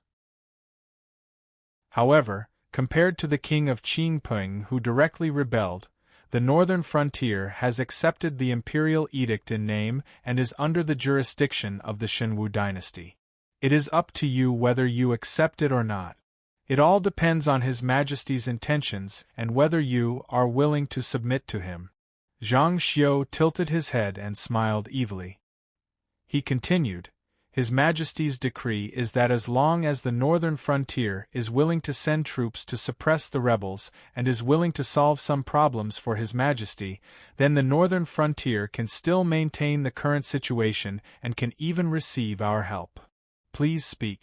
Lin Yuan also tilted his head and replied indifferently. Lin Yuan did not expect the Shenwu dynasty to come and make requests at this time. However, Lin Yuan quickly figured out the crux of the matter. Although the Shenwu dynasty was unstoppable now, after careful study, one would realize that all the triumphs during this period were because of Shen Lin-jun's invincibility. However, even if Shen Lin-jun was really invincible, there was a limit to his scale. It was impossible for him to really plow through the entire Shenwu dynasty's territory. Otherwise, even an elite like Shen Lin-jun would suffer heavy losses. Therefore, if the Shenwu dynasty wanted to quell the internal strife as soon as possible, they needed the cooperation of Lin Yuan and Lei Qiuming. Therefore, Lin Yuan could be sure that when Zhang Xiu appeared at the northern frontier, the other person, who was no less important than Zhang Xiu, should have also rushed to Lei Qiuming's side. Lei Qiusheng's move was to make use of his two biggest rivals. After swallowing up the small rebels nearby, Lei Qiusheng's next step was to deal with the two of them wholeheartedly. First, since the northern frontier is the royal territory of the Shenwu dynasty, we cannot interfere with the internal legal reform of the royal territory. We can even pretend that the Dragon King did not overstep his authority and built a city without the permission of the dynasty. However, even if it is an autonomous royal territory, the taxes that should be paid should not be less, right? Zhang Xiu's eyes were smiling. Although his voice was soft, it suppressed Lin Yuan's aura. Chapter 420. Reasonable. Lin Yuan nodded and didn't raise any objections. As a subject, it was reasonable for him to pay taxes to the lords. If Lin Yuan couldn't do this, how could he ask those aristocratic families and city lords to pay taxes to him? After all, the Shenwu dynasty wasn't an existence that the northern frontier could casually abandon. Otherwise, the Northern Territory Chamber of Commerce under his command would instantly become a joke, and the seven dynasties would join forces to suppress him. Although the Shenwu dynasty's rule was 70% tax, the northern frontier was an autonomous territory and also had the privilege of reducing taxes. 70% tax was considered a token and wouldn't affect the northern frontier's development. It was within Lin Yuan's acceptable range. Second, the Northern Territory Chamber of Commerce is using the Shunwu dynasty's name to do business with the 6 dynasties, but the benefits will all fall into Lord Dragon King's pocket. Don't you think this is inappropriate? Zhang Xiu's smile didn't fade. It was obvious that Lin Yuan's action of agreeing to pay taxes had given him confidence, so he struck while the iron was hot and raised the second condition. It's appropriate. The one who replied to Zhang Xiu this time was Lin Yuan's confident reply. Then, without waiting for Zhang Xiu to come up with words to persuade Lin Yuan said, "The Northern Territory Chamber of Commerce is now able to pass through the Hengduan mountain range and do business with the other 6 dynasties because it is 100% under my control. Therefore, I don't care if this is your idea, Lei Qiusheng's idea, or that influential person's idea. I won't make any concessions." At this point, Lin Yuan even yawned and said lazily, "Of course, you might have a way to seize the Northern Territory Chamber of Commerce's ownership by force or even make me suffer in silence. In that case, I can guarantee that no caravan will be able to pass through the Hengduan mountain range. Even the Shunwu dynasty's various prices, especially the prices of feis, will rapidly increase to a price that you won't be able to accept." Zhang Xiu's smile dimmed, and he almost couldn't suppress the anger in his heart. Lin Yuan's words were too arrogant. The moment he spoke, he directly called out Zhang Xiu, Lei Qiusheng, and some influential people. It was obvious that he didn't intend to give anyone face. He even threatened Zhang Xiu that if they dared to make a move on the Northern Territory Chamber of Commerce, the situation of him raising the prices of feis would happen again. Although the embroidered guards' spies in the northern frontier had almost been completely uprooted, everyone knew that the Northern Territory Chamber of Commerce's control absolutely belonged to Lin Yuan. Even if one had climbed to the position of vice president in the Northern Territory Chamber of Commerce, if Lin Yuan didn't say anything, they wouldn't be able to take out any feis from the Northern Territory Chamber of Commerce's storehouse. This was because the Northern Territory Chamber of Commerce's storehouse was in the Stoneclaw Forest, which belonged to the Fey Beasts' territory. Without Lin Yuan's order, any human who stepped into the Stoneclaw Forest would definitely not have a good ending. As for Zhang Xiu's previous idea, he had wanted the Ether Association to cooperate with another Fey faction and replace Lin Yuan's exclusive control of feis. However, it seemed like this plan had come to an end. Why would a caravan under the banner of the Northern Territory Chamber of Commerce be able to cross the Hengduan mountain range? Because of benefits? Of course not. That was because Lin Yuan had the final say in the northern frontier. He also had the support of the 3 Beast Kings and Beast Lord Kirin. Lin Yuan, who had contributed greatly to the Fey Beast race's expansion, naturally had the face to do this. Even if the other Beast Kings didn't like humans, they had to suppress their temper and watch the Northern Territory Chamber of Commerce's caravan pass through their territory on account of Lin Yuan's expansion. However, if it were another Fey Beast clan, they obviously wouldn't give Lin Yuan face, not to mention that Lin Yuan was very likely to be the next Beast Lord. This was especially so for the Green Swamp clan, which was the worst choice. The Green Swamp clan was indeed one of the stronger clans in the Hengduan mountain range. Even the great Beast Kings had suffered losses before. However, there were many other powerful clans, and not all of them were as good as the 9-colored Deer clan. An existence like the Green Swamp clan was no different from a rat crossing the street. If they were allowed to do this, no matter how many goods were transported, they would never be able to return. It was precisely because of these factors that those Beast Kings had opened the door to Lin Yuan for the sake of benefit. However, I am not an inflexible person. The Northern Territory Chamber of Commerce can bring in huge profits, and it's naturally impossible for no one to be jealous of this profit. Therefore, if a powerful ally is willing to join us, I naturally can't ask for anything more. I can make the decision to give you 30% of the Northern Territory Chamber of Commerce's annual income. As for whether this profit will be given to you, or if you will give it to Lei Qiusheng, or if it will be evenly distributed, that is your own business. I only need you to help me withstand the internal pressure of the Shenwu dynasty after receiving the benefit. Don't let anyone casually reach out to the Northern Territory Chamber of Commerce. As a compromise, I can agree to let the embroidered guards' spies re-enter the northern frontier. However, I must have a list of these spies, and they must unconditionally accept the counsel of the Fei Emperor's surveillance. If they do anything that crosses the line, or if there are spies not on the list, I will immediately eliminate them. Lin Yuan's heterochromatic eyes flashed with a dangerous cold light. He sneered and said, "If you don't agree, then you will have nothing. When the world falls into chaos again, I won't be as easy to talk to as I am now." Zhang Xiu thought for a moment before nodding heavily. Not to mention the Shenwu dynasty, even in the 7 grand dynasties, the status of merchants was actually not high. There was no such thing as business tax. Lin Yuan was willing to give them 30% of the profits, which was equivalent to giving the Shenwu dynasty a tax that was even higher than the annual income of the northern frontier.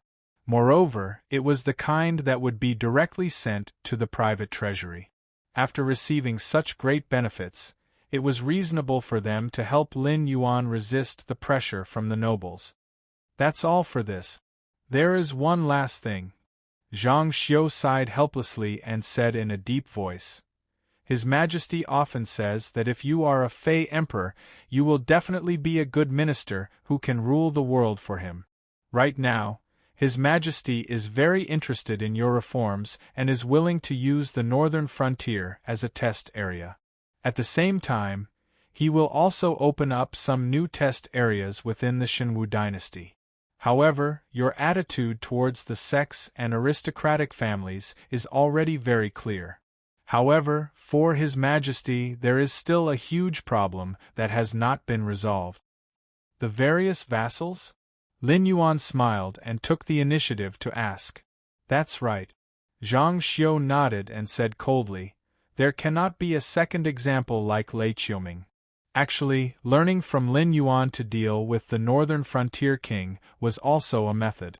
However, Lei Qiusheng would definitely not be willing to do something that would shake the royal authority and the foundation of the Grand Dynasty. Chapter 421.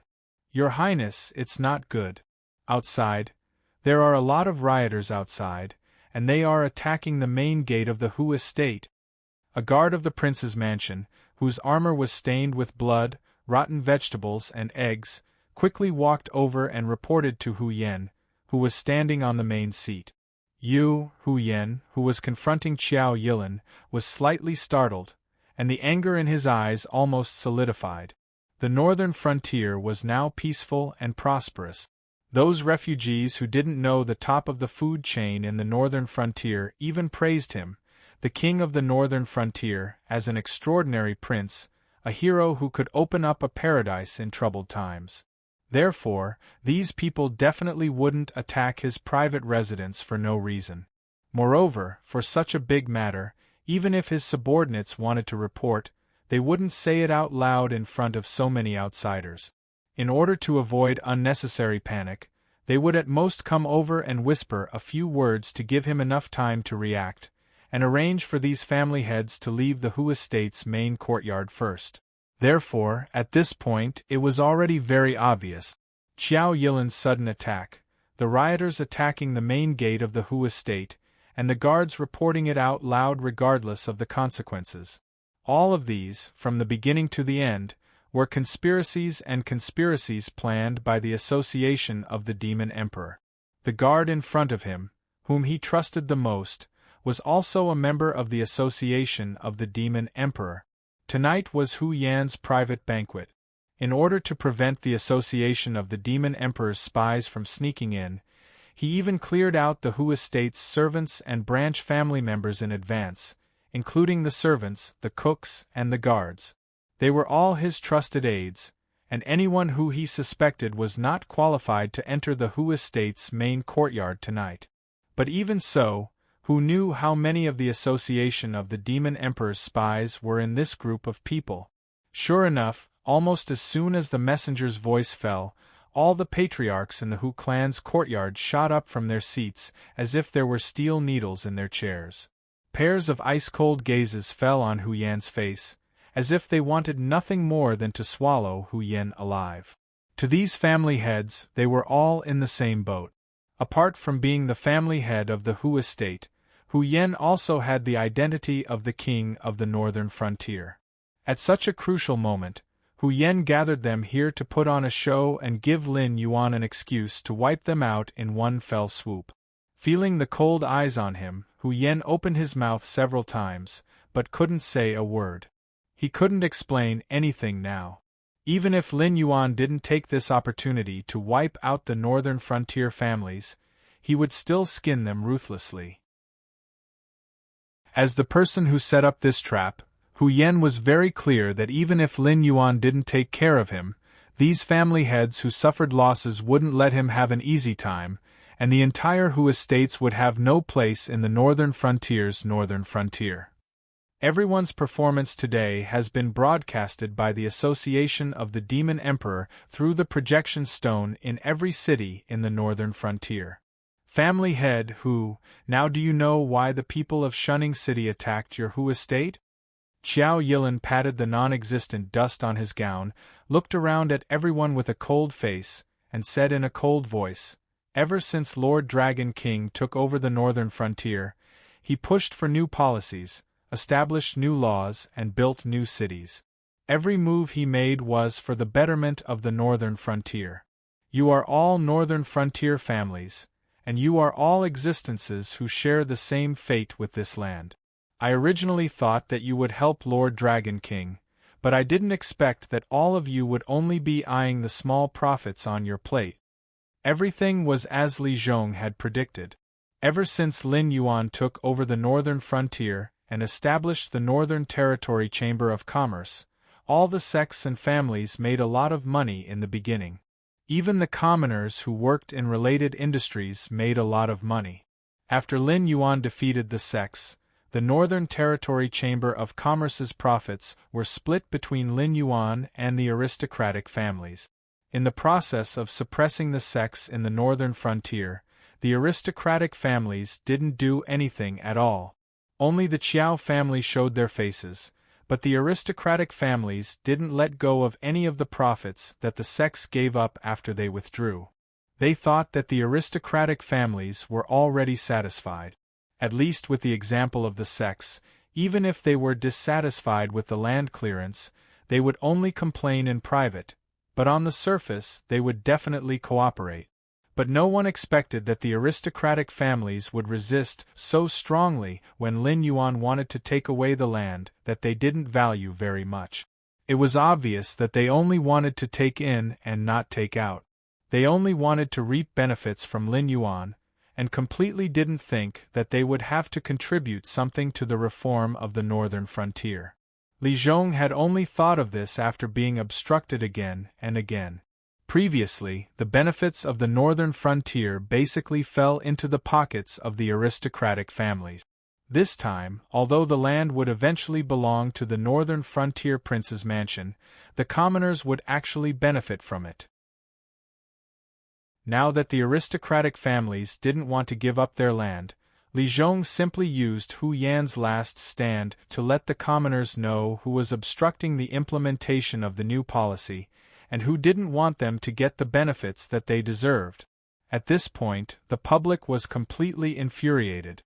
When the commoners of Shunning City attacked the Hu Mansion, Li Zhong knew that the Hu Mansion was just a small microcosm. Soon, all the aristocratic families in the northern frontier would face the same scene. Their greed would bring them the cruelest consequences. At the same time, the entire northern battlefront army cancelled their vacation. They were transferred to the northern frontier from all the posts, strongholds, and outskirts barracks.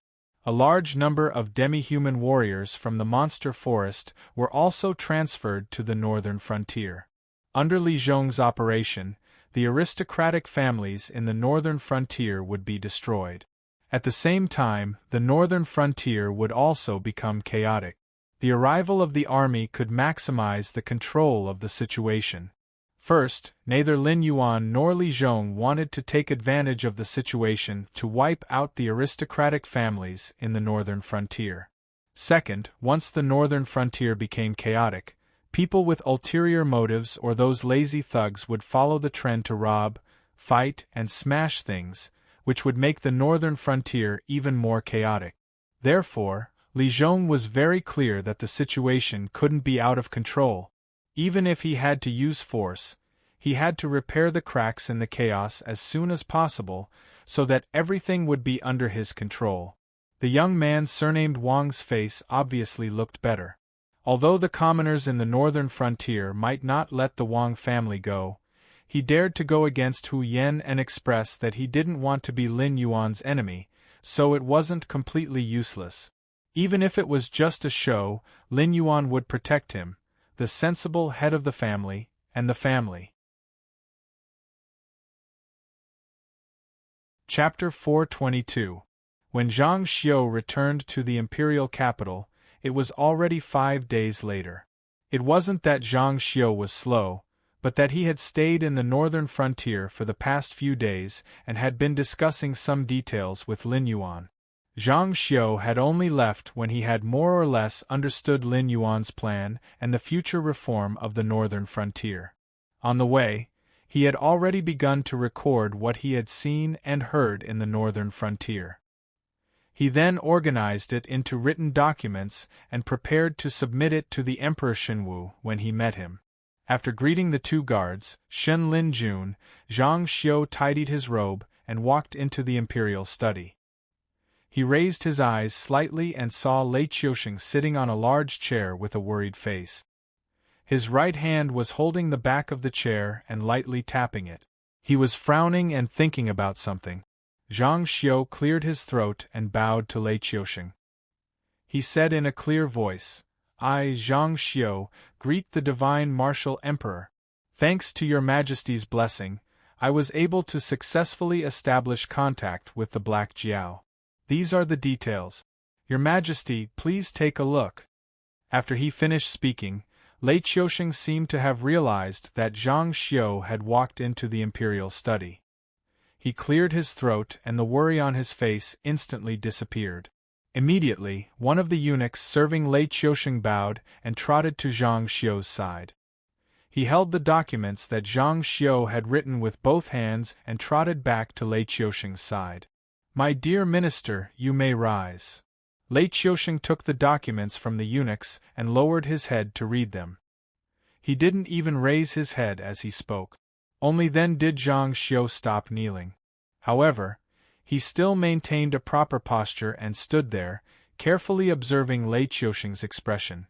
After about 4 or 5 breaths, a smile appeared on Lei Qiusheng's originally serious face. He said in a low voice, using the greed of the aristocratic families to incite public anger, deliberately allowing the people under his rule to suppress the aristocratic families, and also increasing the strength of the troops stationed in various places.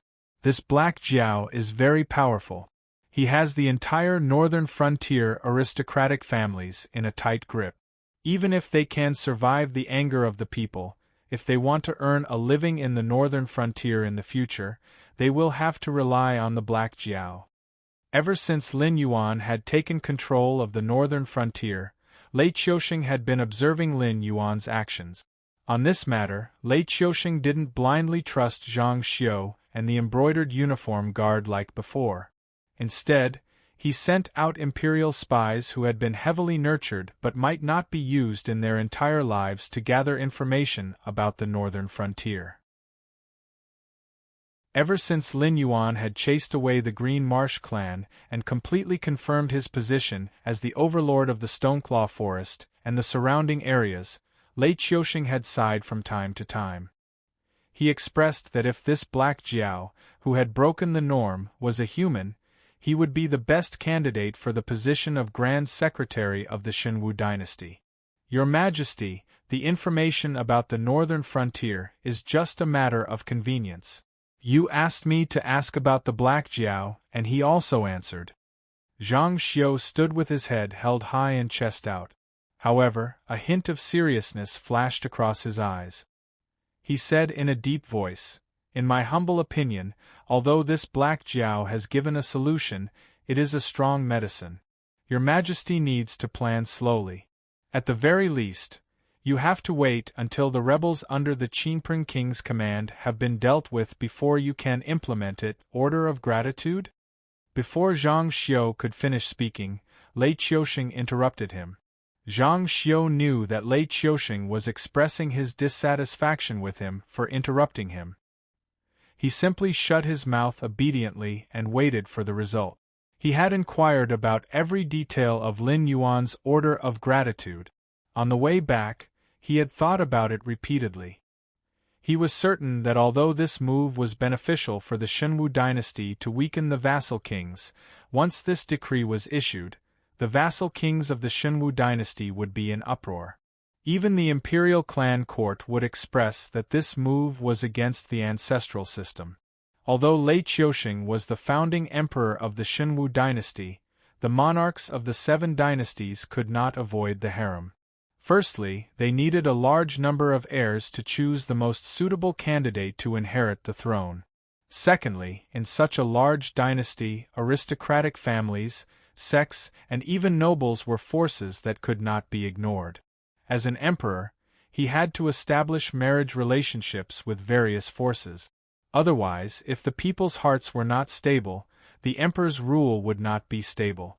Therefore, whether it was Lei Qiusheng who sat in the Shenwu dynasty or the vassal kings who were in theft, they all had many concubines. These women did not have any other abilities, but they were definitely not that great. Otherwise, they would not have been sent to the harem by their families to fight for favor. However, they were indeed good at seducing men. Even a diligent monarch like Lei Qiusheng had 17 princes and 8 princesses. Even if Lei Qiusheng did not have any more heirs, after these princes came of age and selected suitable heirs, the remaining sons would also be sent to various places to be vassal kings. Once these vassal kings operated in their own territories for too long, it was easy for them to become recognized as kings by the commoners. Not to mention the fact that there was an emperor above them. Just like Lei Qiuming's rebellion this time, there was not a single person in the entire Qinping who said no. Although Lei Qiusheng's rebellion was successful and the royal family of the Wanjian dynasty was swept clean, those old bastards who had followed him to conquer the world were still in theft as vassal kings in various places. Even if their contributions were not enough to be conferred as kings, they were now high-ranking officials. After a few decades of effort, as long as they were not exiled like Yan Xingqi, even if they were a pig, they would be able to operate a considerable force in their own territory. Lei Qiuming's order to gather hundreds of thousands of rebels was indeed shocking. However, which of the military officers and nobles who had followed him to occupy the magpie's nest had less prestige than Lei Qiuming? They just did not take advantage of this opportunity to rebel. If they had any ideas, their influence might not be any less than Lei Qiuming's. Lei Qiusheng wanted to prevent Lei Qiuming's rebellion from happening again. Removing the vassal kings was the most important thing at the moment. However, whether it was now or in the future, there was no difference. If he wanted to remove the vassal kings, it would definitely cause the vassal kings to retaliate fiercely. Perhaps the situation that had been stabilized with great difficulty would once again fall short of success. However, using the Edict of Pushing Grace to remove the vassal kings was the safest method. The vassal kings in that place did not have 7 or 8 children. When the old vassal king passed away, according to the tacit rule of the 7 great empires, the eldest son would inherit the old vassal king's title and territory and become the new vassal king. Day after day, he would continue to operate in his fief. As for the territories that belonged to the emperor, they would be in theft to the new vassal king when the new emperor succeeded the throne. After all, they were all the emperor's sons. However, in this way the imperial power would be lower and lower. Even when there were many vassal kings in the country, the emperor in name would only be considered a slightly stronger vassal king. Chapter 423.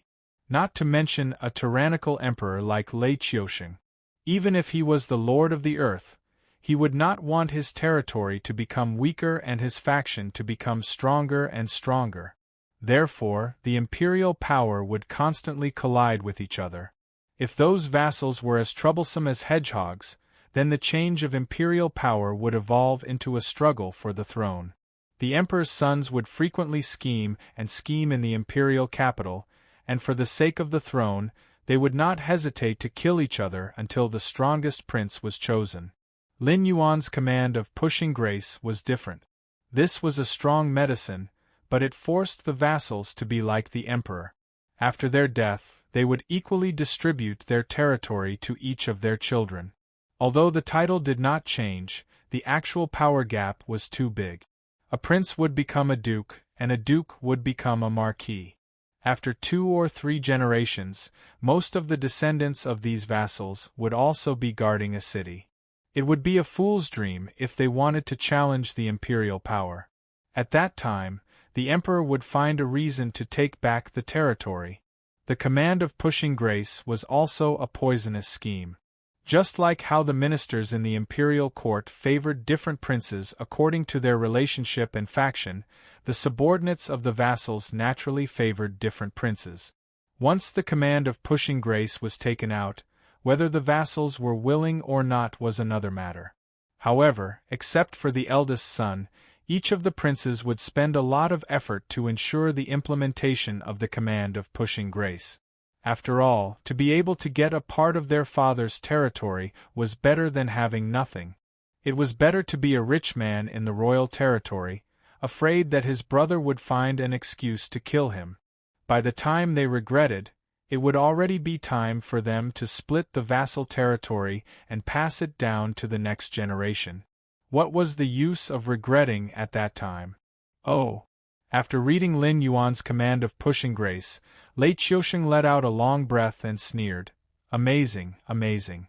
If these sons of mine had half the ability of this Black Jiao, I would not need to continue to be in charge of the imperial court in the name of Heaven Dipper realm. I would have already found a place with rich spiritual energy to cultivate. Zhang Xiu bowed slightly but did not speak. As the newly appointed head of Lei Qiusheng's secret service, Zhang Xiu could do many things without any taboos. If an official below rank 3 offended Zhang Xiu in any way, Zhang Xiu would not even need to find an excuse to kill them. However, when it came to matters related to the succession of the throne, Zhang Xiu could not be involved at all. Your Majesty, although the writ of gratitude is feasible, now is not the time for us to imitate the Black Jiao's new policies. Zhang Xiu lowered his voice and said with a serious expression, although Shen Lin Jun is strong, it is impossible for him to sweep through the entire territory with the strength of an army. When the rebels react, the situation that was stabilized with great difficulty will change again. Now that the Black Jiao is willing to cooperate with us, if we can persuade the king of Qingpeng to send out the 3 armies together, we will be able to pacify the world. At that time, it will be time for us to use the token of pushing grace. Lei Qiusheng closed his eyes slightly and leaned on the big chair. The great divine martial emperor was actually forced to worry about personal gains and losses by a group of rebels that could be easily annihilated. Even the imperial guards that guarded the imperial capital were not able to make all the rebels disappear in one battle. However, the Qingjiang and Shuangjian empires were still biting like vicious dogs. Almost all of the imperial forces were gathered at the border battlefield, and there were not many troops to pacify the rebellion. It was already the limit of the imperial forces to maintain the current situation. Now, the only thing that Lei Qiusheng could hope for was that the 2 largest groups of rebels would accept the amnesty. Only when the king of Qingpeng and the northern frontier sent out troops to suppress the rebels could the Shenwu dynasty be truly stabilized. Let them go. Lei Qiusheng slowly opened his eyes and a sharp light flashed through his pupils. He said in a deep voice, "Don't worry about the northern frontier." The generals Li Zhongxing and Zhang Qilin were both from Shen Lin Jun.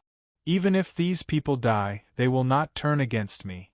As long as the Black Jiao does not change its generals, it means that it has no intention of rebelling for the time being. Instead, we need to pay more attention to the king of Qingpeng. I understand. Zhang Xiu bowed slightly and replied in a deep voice. On the other side, in the northern frontier, Li Zhongxing was wearing a black armor. Looking at the red flag in front of him with the word Li printed in black characters, his eyes revealed a look of contemplation. 1,300,000 soldiers of the southern expedition gathered behind Li Zhongxing. Under the leadership of the various generals, they formed a square formation. They did not look like ruffians at all. Instead, they revealed the aura of a mighty army. An hour later, the southern expedition would officially step out of the northern frontier. They would sweep away the rebels nearby and expand the battle line until it covered the entire north. They would be separated from the imperial capital of the Shenwu dynasty by the Wei River. "Commander, what are you thinking about?" A guard went up and covered Li Zhongxing with a cloak and asked in a low voice. Li Zhongxing's right hand pressed on the hilt of the sword at his waist. He said bitterly, "Emperor's Grace, people, the Dragon King has given me a difficult problem." From the education that Li Zhongxing had received since he was young, the actions of the aristocratic families were not wrong. After all, Shen Lin Jun either chose soldiers from the orphans of the soldiers who died in battle or chose young people with good family backgrounds near the imperial capital. These people had received education since they were young that the imperial capital was supreme. Apart from that, the aristocratic families were respected. However, during this period of time in the northern frontier, Li Zhongxing had already seen the power of the people under the guidance of Lin Yuan. Li Zhongxing originally wanted to protect the rule of the Shenwu dynasty, reduce the welfare of the people, and enslave the people was a natural idea. He had been attacked more than once in the northern frontier. Even now, Li Zhongxing did not know whether his original insistence was right or wrong. Otherwise, when he received Lin Yuan's transfer order, Li Zhongxing would have gone back to the northern frontier prince's mansion and told Li Zhong everything. That way, even Li Zhong would not have provoked the anger of the people on the northern frontier to target the aristocratic families. However, in the end, Li Zhongxing did not go. He more or less wanted to escape. The guard pondered for a moment and said in a low voice, "General, things have come to this point. It's meaningless to say these things. This time, we are sending troops to suppress the rebels in the north under the orders of the Shenwu dynasty and the Dragon King. I don't understand the worries in your heart, but you can think about it later. For now, it's more important to complete the task at hand." Li Zhong turned his head and glanced at his personal guard. He smiled bitterly again and shook his head. The purpose of the Southern Expedition Army was indeed to clean up the rebellious officials, but doing it according to Lin Yuan's idea and doing it according to the Shenwu dynasty's idea belonged to two completely different paths. And now he was confused because he didn't know which path he was going to take. "Let's go." Li Zhongxing shook the cloak on his body and turned around to roar. The 3 million soldiers of the Southern Expedition immediately roared in agreement. Chapter 424. The resistance of the northern frontier aristocratic families vanished in the face of the anger of the northern frontier citizens. The reason why these aristocratic families could still exist in the northern frontier was because of the protection of the northern frontier prince's residence. How could they still have the guts to challenge the northern frontier? Li Zhong, who had eliminated his biggest political enemy, obtained the highest command authority in the northern frontier prince's residence, while the northern frontier prince's residence Huyan was imprisoned. At the same time, with the cooperation of the various departments, he began to show his prowess. The first thing was to calculate all the cultivated land in each gathering place. Of course, it wasn't just about how much cultivated land there was. It also included the size of the cultivated land, the division of the cultivated land, and the output. It was also divided into 3 categories according to the fertility of the land. In this first document, the location of the cultivated land, whether it was planted with food or phase, and the estimated output was recorded in great detail. The second thing was to establish the position of grain chief according to the distribution of cultivated land in each settlement. The position would be held by the farmer who rented the most cultivated land and had a good moral character. Although the position of grain chief was just an empty title without any real power or rank, he would be responsible for calculating the total harvest in his own area during the harvest. He would also be responsible for collecting the taxes that should be paid every year. After all this was done, he would also have to prepare a written document and submit it to the local government. Unless the tax was collected, the local government was not allowed to participate in the collection of taxes. Of course, it wasn't just that the local government was not allowed to participate in the collection of taxes. Li Zhong also established various government offices, such as the Population Statistics Department and the Farmland Exploration Department. He also prepared the existence of security teams in each of the grain district. The specific authority was divided in detail and adopted a system of joint punishment. If there was a problem in any aspect, which led to a discrepancy in the amount of taxes paid, everyone would be punished. Although these new government offices established by Li Zhong were scattered in various places, none of them were under the jurisdiction of the local government. Their food and clothing were all provided by the northern frontier princes' residents. Moreover, they were all empty titles.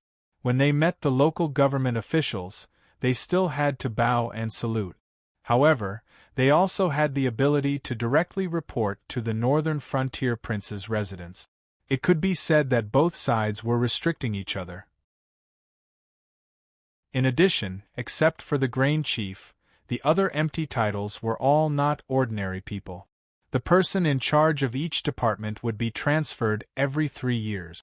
After 3 years, they would be transferred to another place to take up the same official position. After 9 years, if they were capable and had outstanding political achievements, they would be given priority in promotion to the various government offices under the northern frontier princes' residence.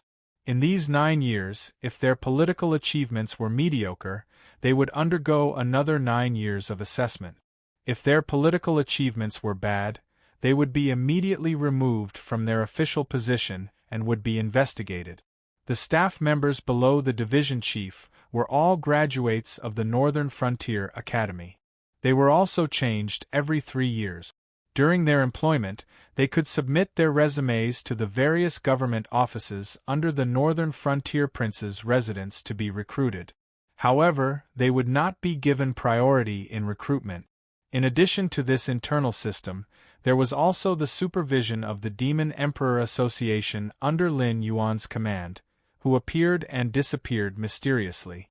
The various government offices with empty titles, local government offices, the Demon Emperor Association, the Grain Chief, and other parties would make the same matter several times more detailed. It was not troublesome for everyone to carry out their task. They could also supervise each other to ensure that there would not be any conflict. In addition, the officials with empty titles would be transferred to other places to carry out their tasks just like the official officials.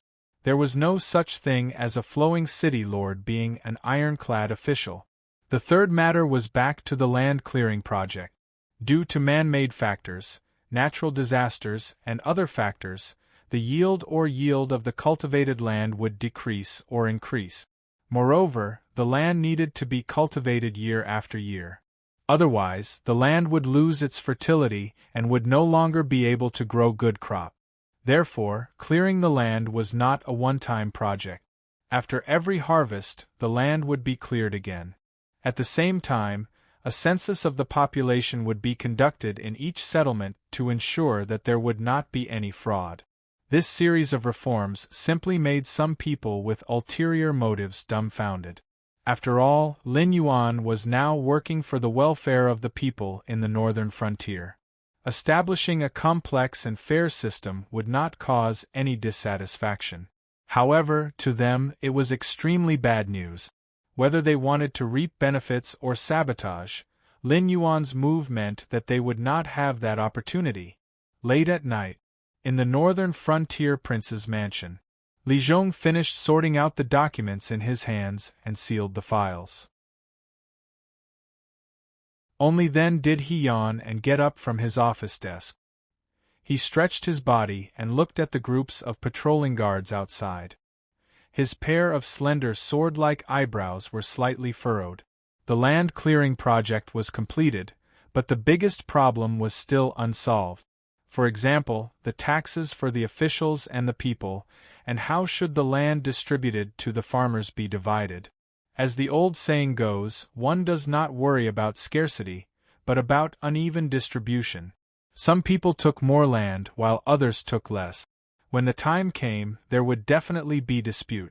At the same time, this was also the last chance for the aristocratic families to struggle. Furthermore, being an official in the northern frontier prince's mansion meant that they no longer had the benefits of tax reduction.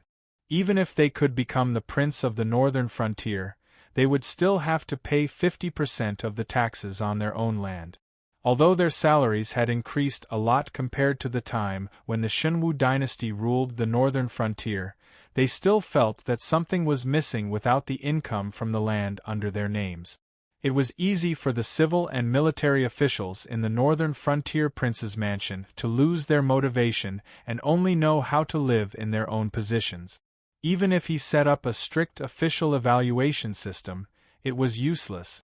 For these people, it was better to save up some capital to do business with the Northern Territory Chamber of Commerce than serve the Northern Frontier Prince's mansion. Although the salary given by the Northern Frontier Prince's mansion was not small, it paled in comparison to the benefits of a business transaction with the Northern Territory Chamber of Commerce.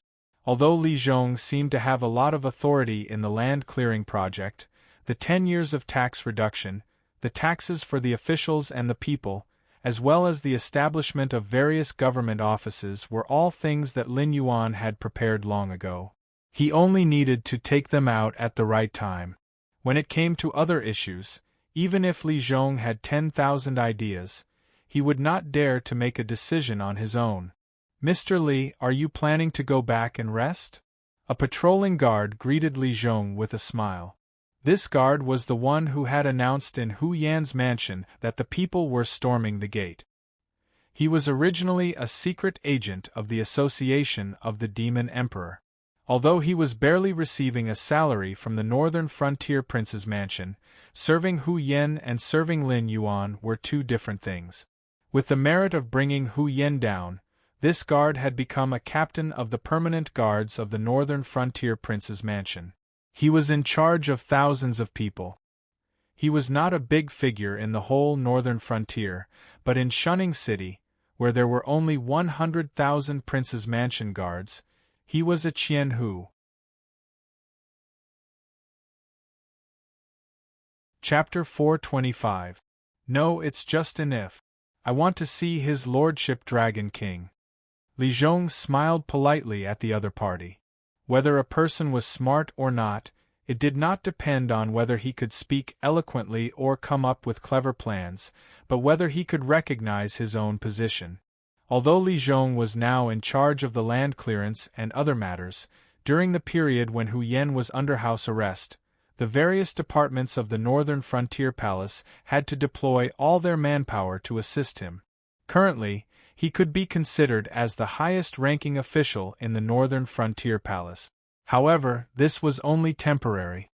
Once the land clearance was completed, and the subsequent developments were on the right track, Li Zhong, this Mr. without any official position, would no longer be considered a big shot in the Northern Frontier Palace. Even if the Lord Dragon King would reward him handsomely, in terms of name, this Lord Qian who before him would be able to crush him to death. Hu Yan had been as careful and cautious as Li Zhong back then. Otherwise, after Lei Fan had been forced to leave, the position of king of the northern frontier would not have fallen onto Hu Yan's head. And during that period of time, because of the Green Swamp Tribe and the Ether Society, Lin Yuan had neglected the situation in the northern frontier palace. Therefore, although Hu Yan did not have Lei Fan's ability and influence, but during that period of time, his authority was much greater than Lei Fan's. Hu Yan had fallen into the trap for two reasons. Firstly, Lin Yuan had already planned this. After all, he wanted to support the new laws of the northern frontier and not the king of the northern frontier. As a member of an aristocratic family, it was only a matter of time before Hu Yan would clash with Lin Yuan over the land clearance issue. Secondly, it was because Hu Yan had become too arrogant. Otherwise, he would not have come up with the idea of going against Li Zhong to stop the land clearance project.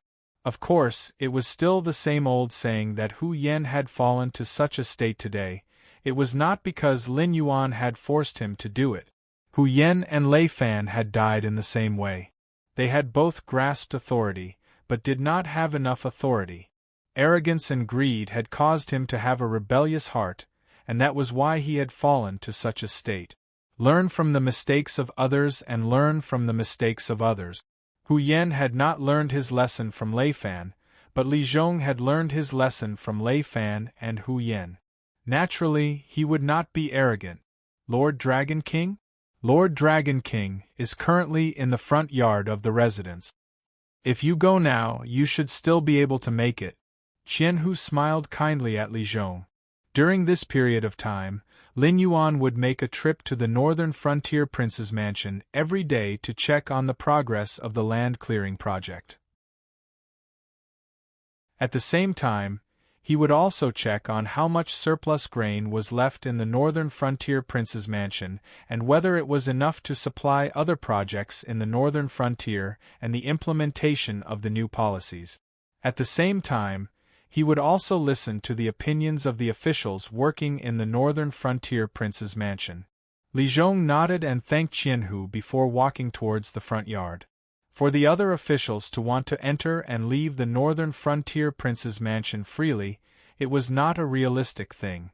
Each department had their own office space, and even Hu Yan could not casually interfere with the operations of each department. But Li Zhong was different. As the most popular person in the northern frontier, even if Li Zhong had no official position at the moment, everyone knew that it would not be long before Li Zhong would become a big figure who could shake the entire northern frontier with just a stomp of his feet. It was not to the extent that everyone would come up to fawn on him, but there were still quite a number of people who came up to Li Zhong to get acquainted with him. When Li Zhong came to the front yard of the northern frontier prince's mansion, Lin Yuan, who was sitting cross-legged, was looking at him with a pair of different-colored eyes, his gaze filled with a hint of ridicule, a hint of playfulness, and a hint of contemplation. "Lord Dragon King, your student pays his respects to you." Li Zhong clasped his fist and bowed to Lin Yuan in greeting. Lin Yuan nodded slightly in return, his gaze still shining as he looked at Li Zhong. He had no intention of taking the initiative to speak, but his gaze was clearly telling Li Zhong, "I already know what you're thinking." Li Zhong did not put on an act. He simply walked in front of Lin Yuan and voiced his concerns one by one. "That's it." Lin Yuan tilted his head and calmly said, "I thought that your brain was one of the smartest in the world. Is it that difficult to solve the problem of those officials' ambition? I gave you the authority to set up a government office without official posts, but you didn't get any inspiration? And before, the noble families were reduced from land taxes. As the person in charge of the land clearance project, don't you know to set up a business tax reduction for them? This your student doesn't dare." The corner of Li Zhong's mouth twitched slightly. He clasped his fist and said, "You let your student set up a government office without official posts. Your student thought hard and felt that although these government offices increased expenses, they reduced the chances of officials being corrupt. At the same time, with an official evaluation system, they could also select more and better talents for our northern frontier prince's residence. It's just like how some people are suitable for writing, but can't become an official. Some people are suitable for being an official, but have no education. These government offices without official posts are like a demon-revealing mirror. With one try you can see if they're made for it. At this point Li Zhong paused, adjusted his train of thought, and continued, although your student has the intention to imitate, I can't think of a method similar to Dragon King's. Not only are the government offices useless, but they will also make the organization bloated, and we have to spend a lot of unnecessary expenses every year. Li Zhong first praised Lin Yuan's brilliance, then humbly asked Lin Yuan for his perseverance. However, he didn't mention his own ideas or the business tax reduction that Lin Yuan mentioned. It wasn't that Li Zhong didn't have any ideas, but when meeting with his superior, he had to be more thoughtful. After all, strictly speaking, these things were outside of Li Zhong's authority. If he made a detailed plan, it would be overstepping his authority. As for the business tax reduction, it was completely up to Lin Yuan. After all, if this matter wasn't handled well, it would create a large number of new noble families. Although the noble families of the northern frontier hadn't been destroyed, in the northern frontier, noble families had become a derogatory term. Lin Yuan definitely didn't want the current situation to change. What? Is the government office without official posts the kind that doesn't work and only takes money? Go back and draft a notice. Anyone who has been an official in the Northern Frontier Prince's residence for 60 years will have their descendants supported by the Northern Frontier Prince's residence. Lin Yuan looked at Li Zhong for a while, then suddenly laughed and softly muttered a few words. Li Zhong immediately frowned and whispered, Dragon King, Lord Dragon King, firstly, no one has done this before. Secondly, it's not very attractive. For the current northern frontier, it's better to do business than to be an official. 60 years in the Northern Frontier Prince's residence is really not as good as 60 years in business with the Northern Territory Chamber of Commerce. Not to mention supporting their descendants, it wouldn't be a problem to ensure 3 or 4 generations of prosperity. Then it's a problem with your choice of words. Lin Yuan said with an unfathomable expression, What if you say that the Northern Frontier Prince's residence will establish the embroidered uniform guard, and that anyone whose father has been an official in the Northern Frontier Prince's residence for 60 years will have a nominal position in the embroidered uniform guard, 2 ranks lower than their father, and 2/3 of the salary of an official of the same rank. Chapter 426. Isn't that the same? Li Zhong resisted the urge to roll his eyes. Once an official in the prince's mansion at the northern frontier had worked for 60 years, they would be considered to have reached the age of retirement according to the new laws of the northern frontier. Regardless of their cultivation, they could no longer continue to work as an official in the prince's mansion at the northern frontier. However, they could receive a pension from the prince's mansion at the northern frontier every month. Even though it could not compare to their salary, it was still an income, right? There is no limit to the number of people in the embroidered uniform guard. They will temporarily be military positions, and each official can only have one son. Once there is a vacancy in the Northern Frontier's military system, and there is no one below them who can be directly promoted, the embroidered uniform guard members can lower their ranks and directly take over the vacant position. Similarly, after this person has worked for 60 years, their children can still work in the embroidered uniform guard. Lin Yuan's next words soon caused Li Zhong to sink into deep thought. The Northern Frontier might be pushing new policies, but the power of the military would always be indispensable. Being a Baihu in the Northern Frontier's military system was much more important than being a high-ranking official in the prince's mansion at the Northern Frontier. Just the fact that they could directly lower their ranks and take over a military position without having to wait for an evaluation was enough to attract countless people to join the embroidered uniform guard. The embroidered uniform guard did not recruit outsiders.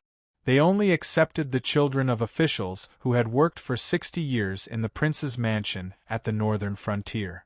Besides, the higher the rank of the father, the higher the rank of the son in the embroidered uniform guard. At that time, the lower the rank of the son in the embroidered uniform guard, the higher the rank of the son in the embroidered uniform guard.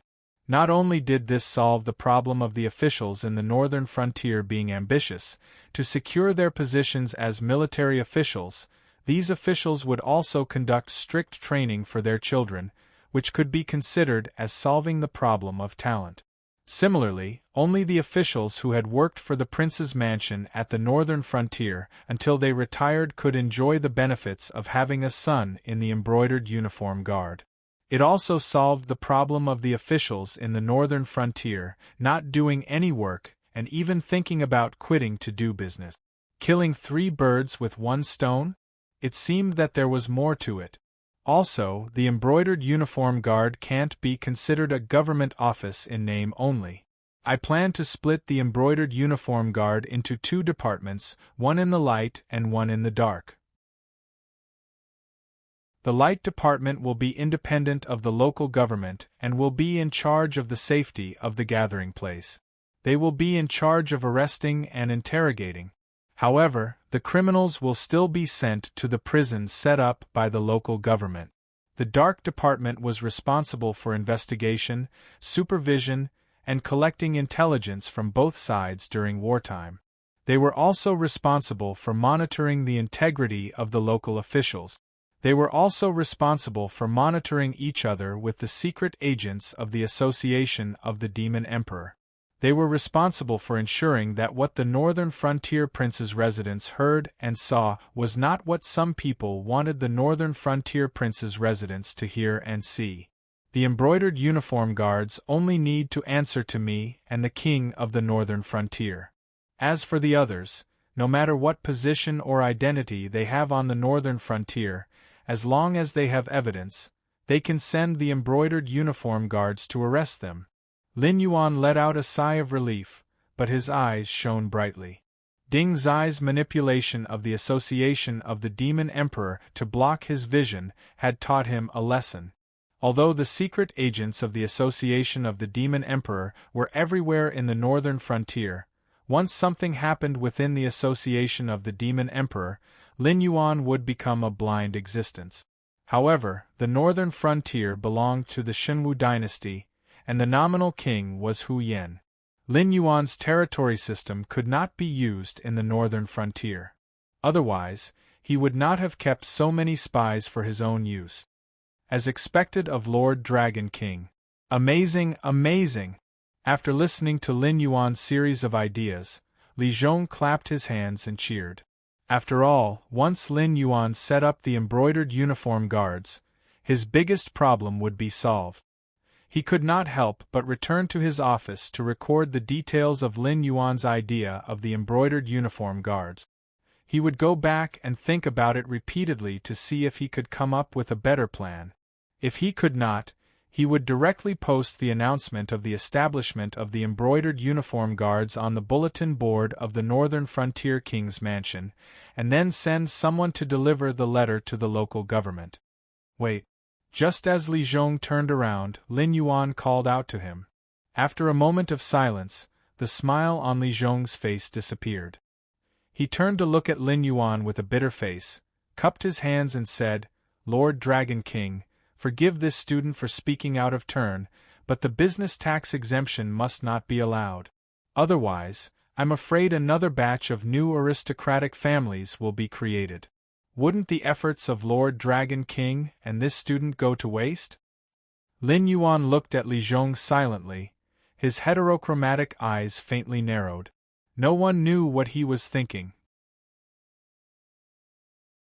After a while, Lin Yuan sighed softly and said helplessly, "What is in your head? Although the aristocratic families today rely on the Northern Frontier King's mansion for survival, people are forgetful. In another 1 or 2 years, the Northern Frontier aristocratic families' interference in the welfare of the common people will be more or less forgotten. At that time, the aristocratic families of the northern frontier will be happy again. Indeed. Seeing that Lin Yuan was seriously discussing with him, Li Zhong could not help but think seriously. He quickly nodded and agreed with Lin Yuan. I've said before that aristocratic families cannot be dealt with cleanly. No matter if it's an official, a rich family, or even you, Li Zhong, they will give birth to their own children and families. After a long time, when they have accumulated enough wealth and resources, they will become a new aristocratic family. That's why I'm willing to give up some benefits to make the aristocratic families work for me willingly. You see, the northern frontier is prosperous and rich now, but this is built on the premise that everyone works together. The Northern Frontier Academy is still in the process of being built.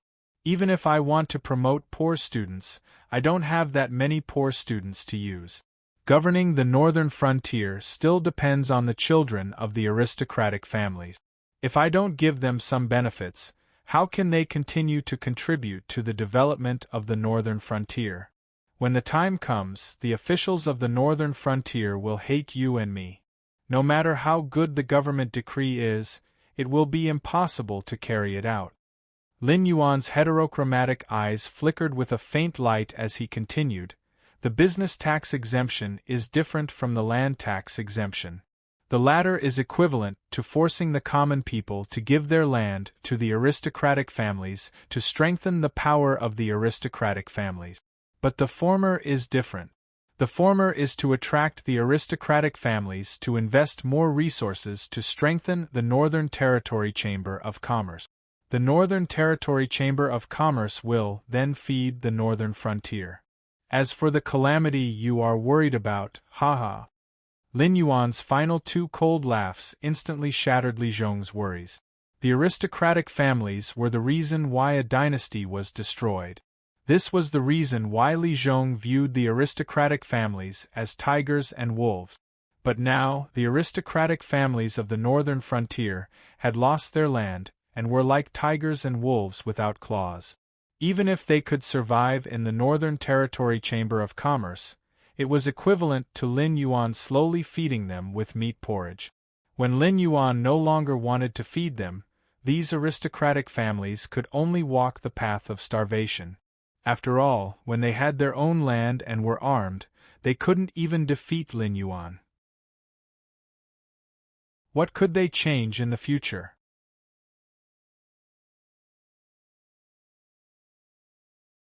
Chapter 427. This student understands. Li Zhong cupped his hands towards Lin Yuan and said with a face full of smiles. This embroidered uniform guard was different from the other government offices without official posts. Right from the start, they were in charge of arresting, punishing, supervising, and other important powers. It was most likely not to motivate the officials to improve themselves. After all, although this kind of government office was not a formal establishment, its power was much greater than many formal government offices. If Lin Yuan were to use this government office 60 years later, then it would be impossible for Lin Yuan to defeat two successive kings of the northern frontier without being stained with blood. Therefore, when the embroidered uniform guard was first activated, there would definitely be a group of fierce people who would be transferred in, and they would have to do great things. When he thought of the power of the embroidered uniform guard, Li Zhong could not help but shiver. It was as if he could see the image of the northern frontier in the not-too-distant future. In addition, this king is waiting for you here. There is another task for you to do. Lin Yuan's heterochromatic eyes did not have the slightest ripple, only quietly staring at Li Zhong. Li Zhong was silent for a moment, then a faint bitter smile suddenly appeared on his face. He said, "Could it be that the Dragon King wants this student to take over the title of King of the Northern Frontier?" Although Li Zhong's face was a bitter smile, but this smile was clearly uglier than crying. First it was Lei Fan, then it was Hu Yen. The two kings of the Northern Frontier had fallen one after the other. At this stage, although the Northern Frontier Prince's palace was still able to intimidate the various powers in the Northern Frontier, but it no longer had anything to do with the King of the Northern Frontier in name. The title of King of the Northern Frontier might not even be as useful as someone that Lin Yuan had casually nominated. Moreover, as the one closest to Lin Yuan's thoughts in the Northern Frontier Prince's palace, Li Zhong naturally knew that everything that Lin Yuan had done was just to pave the way. The Northern Frontier that he wanted was not a family's world. When Lin Yuan allowed the Northern Frontier to develop freely, it was estimated that only the new laws of the Northern Frontier would have authority. Titles like officials, princes, nobles and the like would be useless. At most, they would give their descendants the title of embroidered uniform guard. When that time came, whether there would be a vacancy for them would be a problem. Yes. Lin Yuan did not have the intention to beat around the bush with Li Zhong and nodded his head very calmly. The smile on Li Zhong's face became uglier and uglier, and his voice was almost choked with sobs. Lord Dragon King, you can't play people like this. Your student, this donkey, can still pull a mill. What Lin Yuan wanted was the Northern Frontier ruled by law, and not the Northern Frontier ruled by a king. Just from the word king in the Northern Frontier, it was clear that from the day this title was issued by the Shenwu dynasty, the existence that inherited this title would not have a good ending. Especially now that the Shenwu dynasty's situation was getting better by the day, when the chaos was quelled, the Northern Frontier would still have to bow their heads to the Shenwu dynasty. Thus, Lin Yuan's idea of attacking the royal power would become even more intense. After all, in the Northern Frontier, the words of the Northern Frontier king did not have much authority. Regardless of whether you were the ruler of a dynasty or an imperial envoy, the result was the same. Whether or not the Northern Frontier was willing to cooperate depended on whether or not Lin Yuan nodded his head. As for Lin Yuan's authority? Sorry, Lin Yuan was not some Northern Frontier king. He was the Blackwater Dragon King, the legitimate god of the Northern Frontier conferred by the Shenwu dynasty. At the same time, he was the god of wealth who had absolute control over the Northern Territory Chamber of Commerce. No matter what identity he had, he was not related to a mortal. When the royal power did not fall behind, Lin Yuan would have a greater say in the Northern Frontier. After all, whoever did not listen would not be able to eat. This king has thought about it, and the only person who is qualified to be the last Northern Frontier king is you. However, Lin Yuan did not pay attention to Li Zhong's complaint. Instead, he looked at Li Zhong with a serious face, and his voice became much lower. This student does not want to be a Northern Frontier king in name only, and even more so, do not want to become a chess piece used by the Shenwu dynasty to check and balance the power of Dragon King Darren. Li Zhong waved his hand at Lin Yuan like a hoodlum and said in a low voice, "If Dragon King Darren wants this student to take over the Northern Frontier King, why not just give this student a quick death right now? Why let this student suffer that kind of humiliation?" Li Zhong traveled thousands of li to the Northern Frontier to seek refuge with Lin Yuan. He originally wanted to make a big career out of it. Naturally, it was impossible for him to muddle-headedly take over a noble title that looked very high and mighty, but in reality would become a stepping stone when his career had just started. He did not come all the way here to humiliate himself and ask for trouble, right? In particular, Li Zhong had already grasped the knack of Lin Yuan's idea. Especially after he started to implement the land clearing project, he did not even need to think to know that Lin Yuan was weaving an impenetrable net. Various yamen, officials, nominal positions, and shifter emperors would form this big net. Under the big net were the people of the Northern Frontier, and above the big net was Lin Yuan. As long as Lin Yuan did not lose the support of the people, then his every move in the center of the big net would be accurately fed back to the various areas covered by the big net. These yamen, which divided the authority very carefully, seemed to have scattered the authority of the various local yamen, turning the usually awe-inspiring old men into ferocious beasts without claws and fangs. However, it further stabilized the authority of those in the center. The authority of the various departments was divided, and they would often see each other. Even if someone wanted to cause trouble, a sentence could make other people who did not want to be implicated stand up and report him. Moreover, there was the association of shifter emperors and the embroidered uniform guards watching from the side. The young masters of the embroidered uniform guards were eagerly waiting for something to happen to the various yamen officials, so that they could use their connections to fill in the gaps in the various departments. Although the current embroidered uniform guards were only filling in military positions, there were many military positions in the local yamen. Moreover, after filling in the yamen, they would no longer be a member of the embroidered uniform guards. Naturally, they would no longer be restricted by the rules.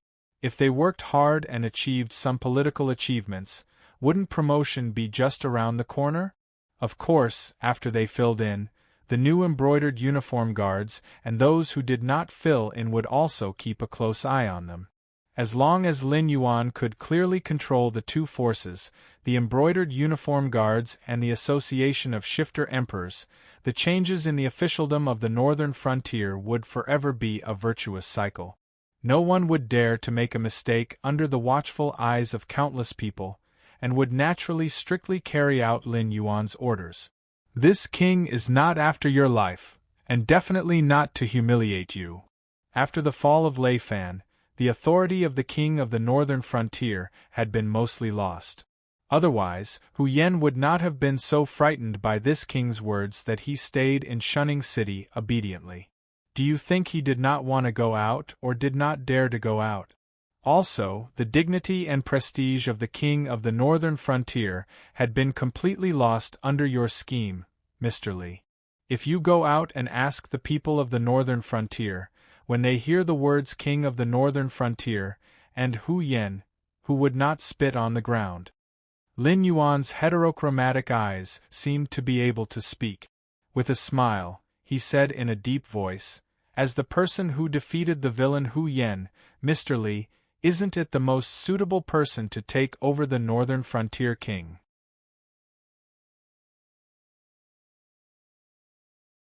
Chapter 428. This, Li Zhong opened his mouth and wanted to refute Lin Yuan, but he did not know what to say. Because Hu Yen had colluded with the aristocratic families and wanted to stop the northern frontier prince's mansion from renting out large amounts of ownerless land to the commoners at a low price, he had already been nailed to the pillar of shame. Don't look at how Lin Yuan had placed Hu Yen under house arrest in the northern frontier prince's mansion. This was also to protect the northern frontier prince, who did not know his own worth, and thought that he could go against Lin Yuan by colluding with the aristocratic families. If Hu Yen was released now without any guards by his side, he would probably be torn to shreds by the angry commoners of the northern frontier. If Lin Yuan did not lay his hands on Hu Yen, the northern frontier prince, Hu Yen could be considered to be crippled, and there would be no place for him in the northern frontier. Therefore, the replacement of the prince of the northern frontier prince could not be the same as the previous two times where Lin Yuan said it would be whoever he wanted. It was easier to explain to the Shenwu dynasty, since it was not the time to shed all pretense of cordiality. They were still counting on Lin Yuan to send troops to quell the rebellion. Therefore, even if the Hu clan's descendants opened their eyes, this hereditary prince of the northern frontier prince's mansion would not fall into their hands. However, this time, Lin Yuan had to consider the opinions of the commoners of the northern frontier prince. If he did not care and purely supported a newcomer to the position in order to suppress the royal power, this action alone could cause many of the commoners of the northern frontier to flee.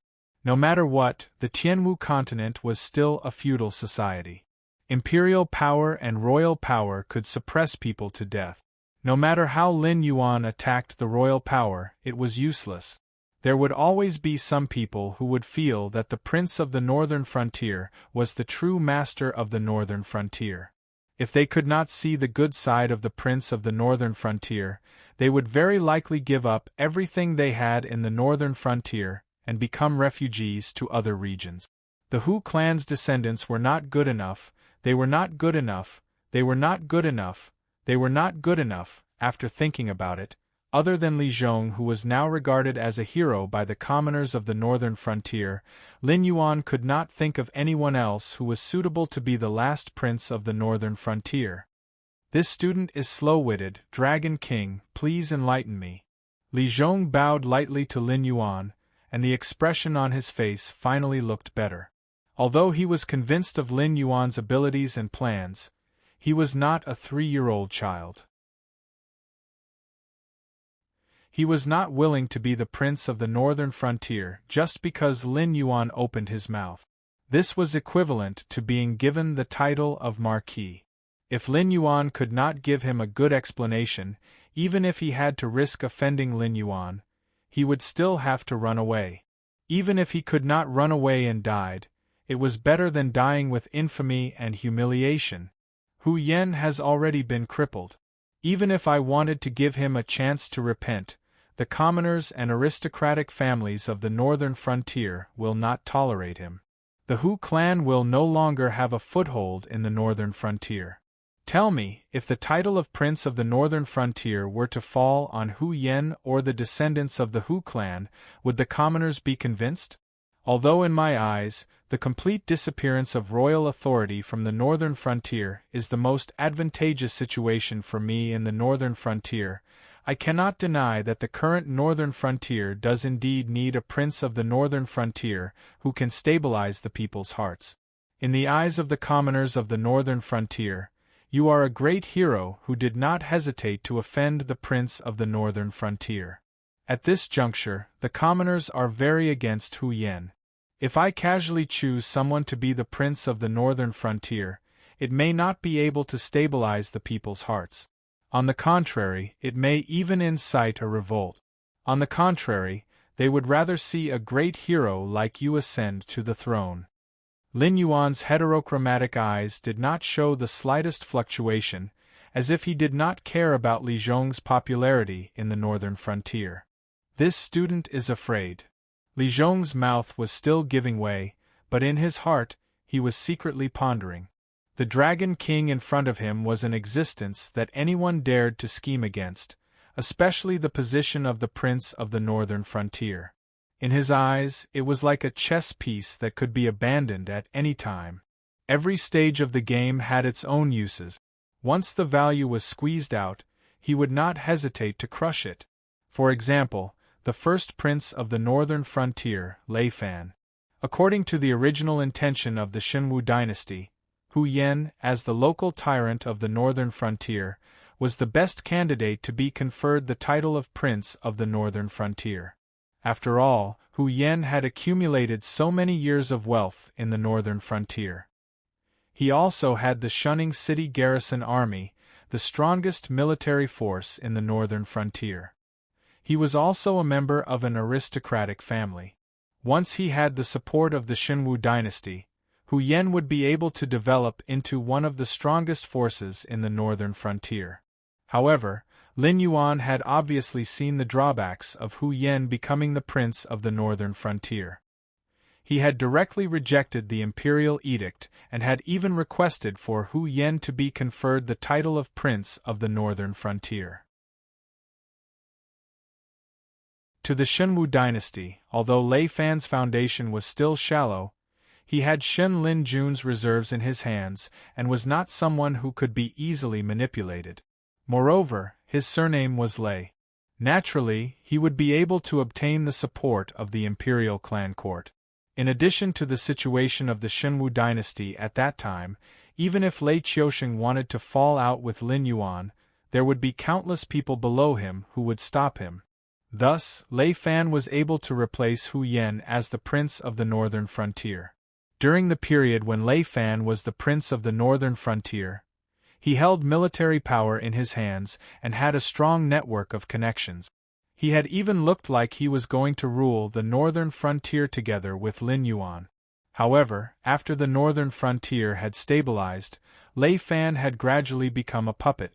The most frightening thing was that although Lei Fan had realized this, he still did not know what kind of situation he was in. Hence, after he had dragged the sects and clans down with him, he had been dealt with by Lin Yuan without being able to put up any resistance. After Lei Fan, The one who had taken over the position was Hu Yan. At first glance, it seemed as though Lin Yuan had changed his tune, slapping himself in the face. But thinking about it carefully, the reason why Hu Yan had not taken over the position back then was all because of Lin Yuan's scheme. Lei Fan was a chess piece that Lin Yuan had used to stabilize the northern frontier. In the end, being able to drag the sects and clans down with him was already an unexpected surprise. However, with Hu Yan's status, Lin Yuan had probably intended for him to drag the aristocratic families down with him right from the start. Then, what did he have that was worthy of Lin Yuan's scheme? By taking over the position of the Prince of the Northern Frontier, you can allow the people of the Northern Frontier to settle down. At the same time, you should also be very clear that in my plan, royal authority does not have any meaning to exist. So, you should be able to see your own position clearly and understand that cooperating with me with all your might is the right way to go. If you were to be like them, and have thoughts that you should not have, what kind of ending would you end up in? There is no need for me to remind you. Besides, now that the reputation of the Prince of the Northern Frontier in the Northern Frontier has already dropped to the lowest point, what need do I have to humiliate and suppress you? So, not only will I not suppress you, I will even give you more power, allowing you to become the real Prince of the Northern Frontier in this period of time. And what you have to repay me is to use all your strength to implement the rule of law in the Northern Frontier. When necessary, you will even have to use your own body to test the law and show that the rule of law is greater than royal authority. Lin Yuan seemed as though he did not see the light that was constantly flashing in Li Zhong's eyes as he continued to speak.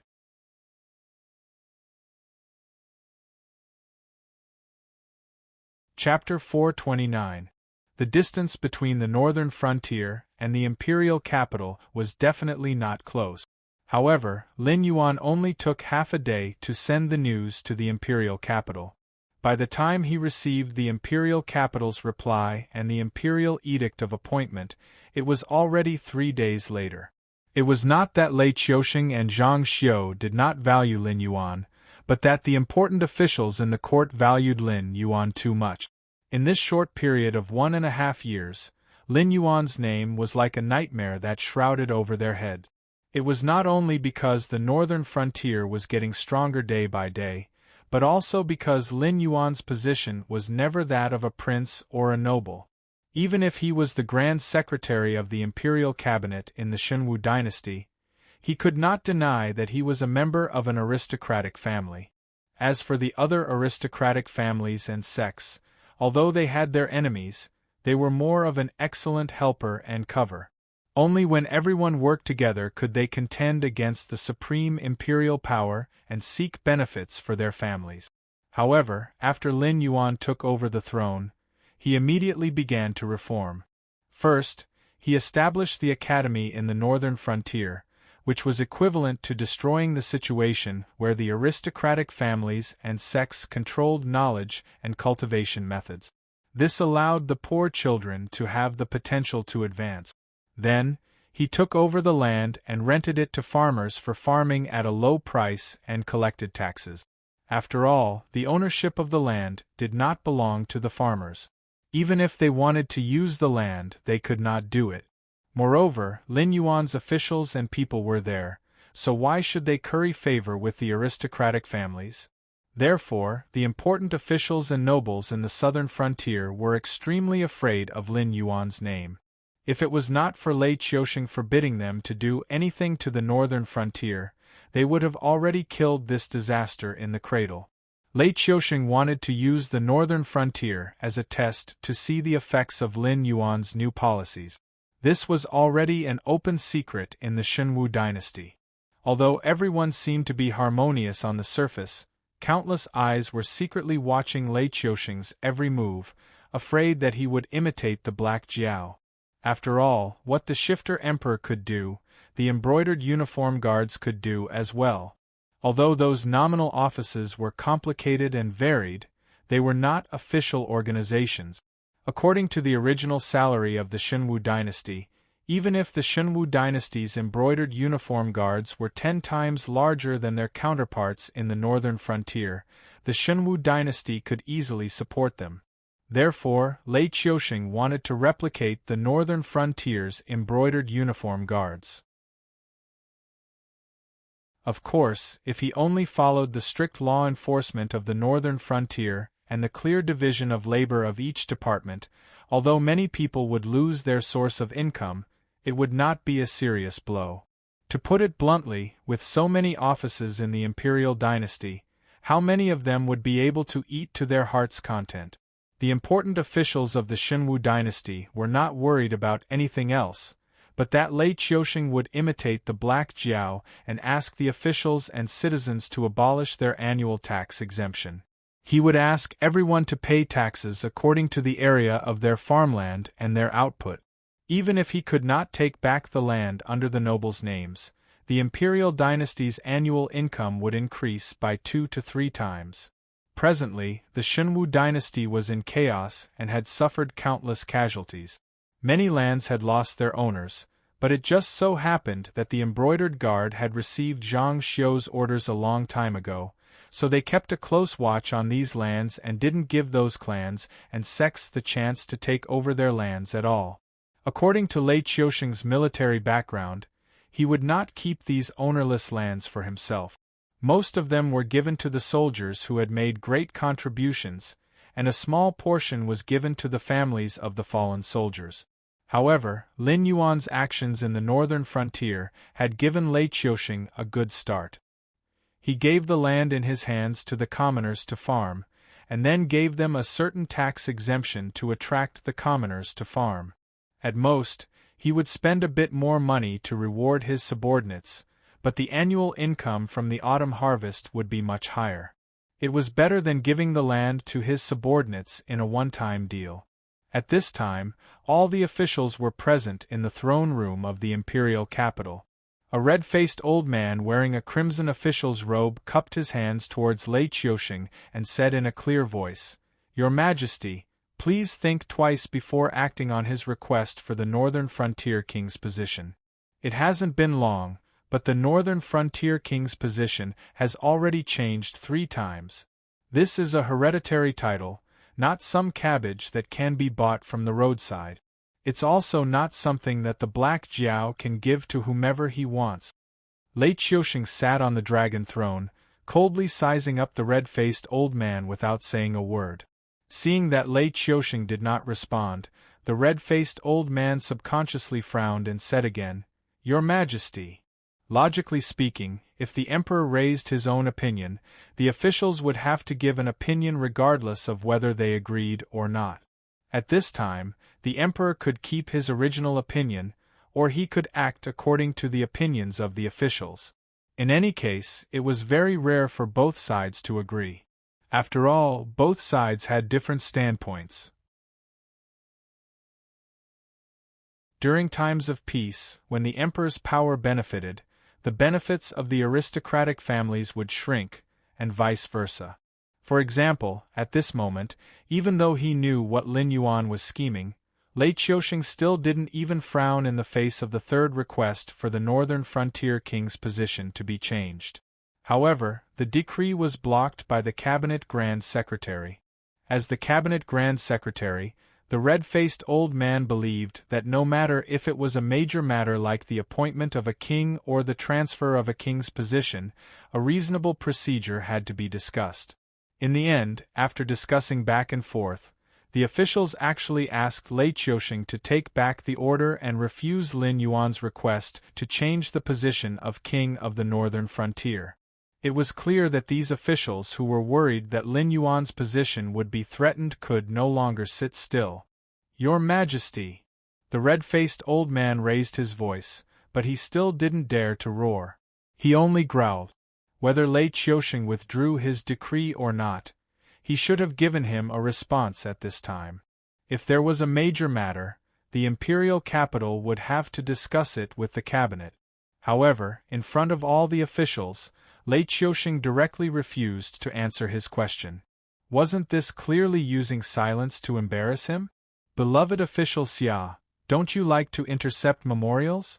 Don't tell me that you know nothing about the current situation of the imperial capital. Lei Qiusheng suddenly bent down and looked down at the red-faced old man. He said coldly, "The Frost Mirror Empire and the Azure River Empire have close to 10 million troops stationed at the border of our imperial capital. They are eyeing us covetously and have attracted almost 80% of their military strength. At the same time, all the aristocratic families and sects in the east, west, and north have either directly rebelled or secretly funded the rebels. They all want to establish themselves in this chaotic world. If I destroy one today, another will appear tomorrow. Does beloved official Xia know about this?" The red-faced old man was stunned when he heard this. He lowered his head guiltily and didn't dare to continue looking at Lei Qiusheng.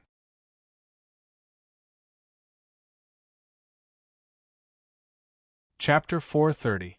The cabinet ministers had the right to read the memorials. Even before Lei Qiusheng read the memorials, they had to read them themselves to ensure that there was nothing that the emperor couldn't know about before handing the memorials to him. Of course, it was completely different for the emperor to know through the embroidered uniform guard and through the memorials. After all, no matter how many secrets the embroidered uniform guard knew, the Shenwu dynasty couldn't legitimately interfere. They could only use the embroidered uniform guard's spies within the Shenwu dynasty to deal with it. To put it bluntly, it was just a dispute in the Jianghu. However, cabinet ministers only had the right to read memorials. When the decree came from Lei Qiusheng's imperial study, the ministers could only follow the instructions on the cover and deliver it to where it should be delivered. They couldn't read a single word inside. After all, that was the emperor's thoughts. Ordinary people didn't have the right to know. The red-faced elder had read Lei Qiusheng's decree and made it known to the entire court. He had clearly violated Lei Qiusheng's taboo. Otherwise, he wouldn't have been left out in the imperial court. This subject knows a little. The red-faced elder resisted the numbness in his scalp and replied in a low voice. "Then do you know how many rebels there are in the north, how many there are in the south, and whether the rebels on the east and west are locals or disguised as soldiers from the two dynasties? Does beloved official Xia know these things?" Lei Qiusheng raised his brows and asked coldly. "This humble subject doesn't know." The red-faced elder shook his head, his eyes dim. "There are more than 50 million rebels in the four directions. Every night we clear them out, their numbers will increase. However, my soldiers are currently resisting the attacks of the two dynasties on the east and west. They simply can't free themselves to deal with these rebels. The only person that can be mobilized, Shen Lin Jun, has gone to war. During this period of time, he has been fighting in the north and south. The results seem to be quite good, but in my opinion, these battles are King worthless." As Lei Qiusheng spoke, he was so angry that he laughed and said coldly, "Official Xia, that good nephew of yours even dares to embezzle Shen Lin Jun's provisions and military equipment. How dare he? No wonder my army is getting weaker by the day. It turns out that even the roots are rotten." Hiss! Before Lei Qiusheng could finish his sentence, a series of gasps could be heard in the throne room. The red-faced old man's nephew was the commander-in-chief of the Heavenly Inspire army. He was in charge of supplying the three armies with provisions and armaments. At the same time, he was also the largest strategist department in the Shenwu dynasty.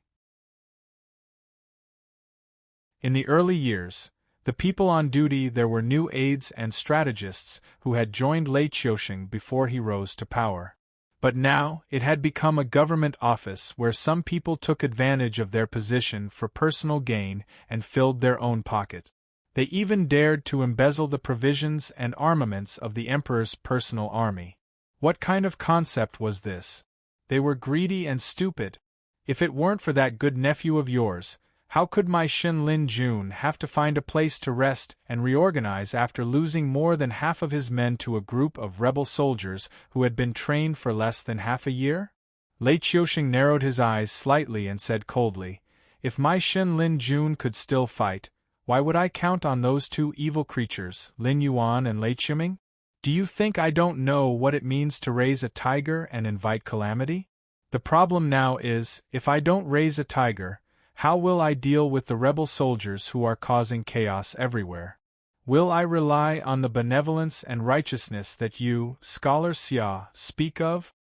Your Majesty, the red-faced old man froze as if he had been struck by lightning. Although he knew that his nephew's hands were not clean, he had never thought that his nephew would be so daring. Who didn't know that Xin Lin Jun represented the Emperor's personal army in Xinwu Royal County? What was the difference between making a move on Xin Lin Jun and directly stealing money from the Emperor's treasury? Official Xia, whether you are willing or not, this edict must be delivered to the northern frontier today. Later, I guarantee that your head will be moved along with your nephew's. Slapping the dragon throne heavily, Lei Qiusheng stood up and stared coldly at the red-faced old man. His expression was as gloomy as water. There was no suspense as to whether or not the red-faced old man's nephew was stupid. After all, no matter how strong the father's relationship was, it was impossible for an idiot to sneak into the Heaven-Inspire army, which was full of strategists. Therefore, the red-faced old man's nephew embezzling Xin Lin Jun's supplies was certainly not as simple as it seemed. At the very least, it was a dereliction of duty.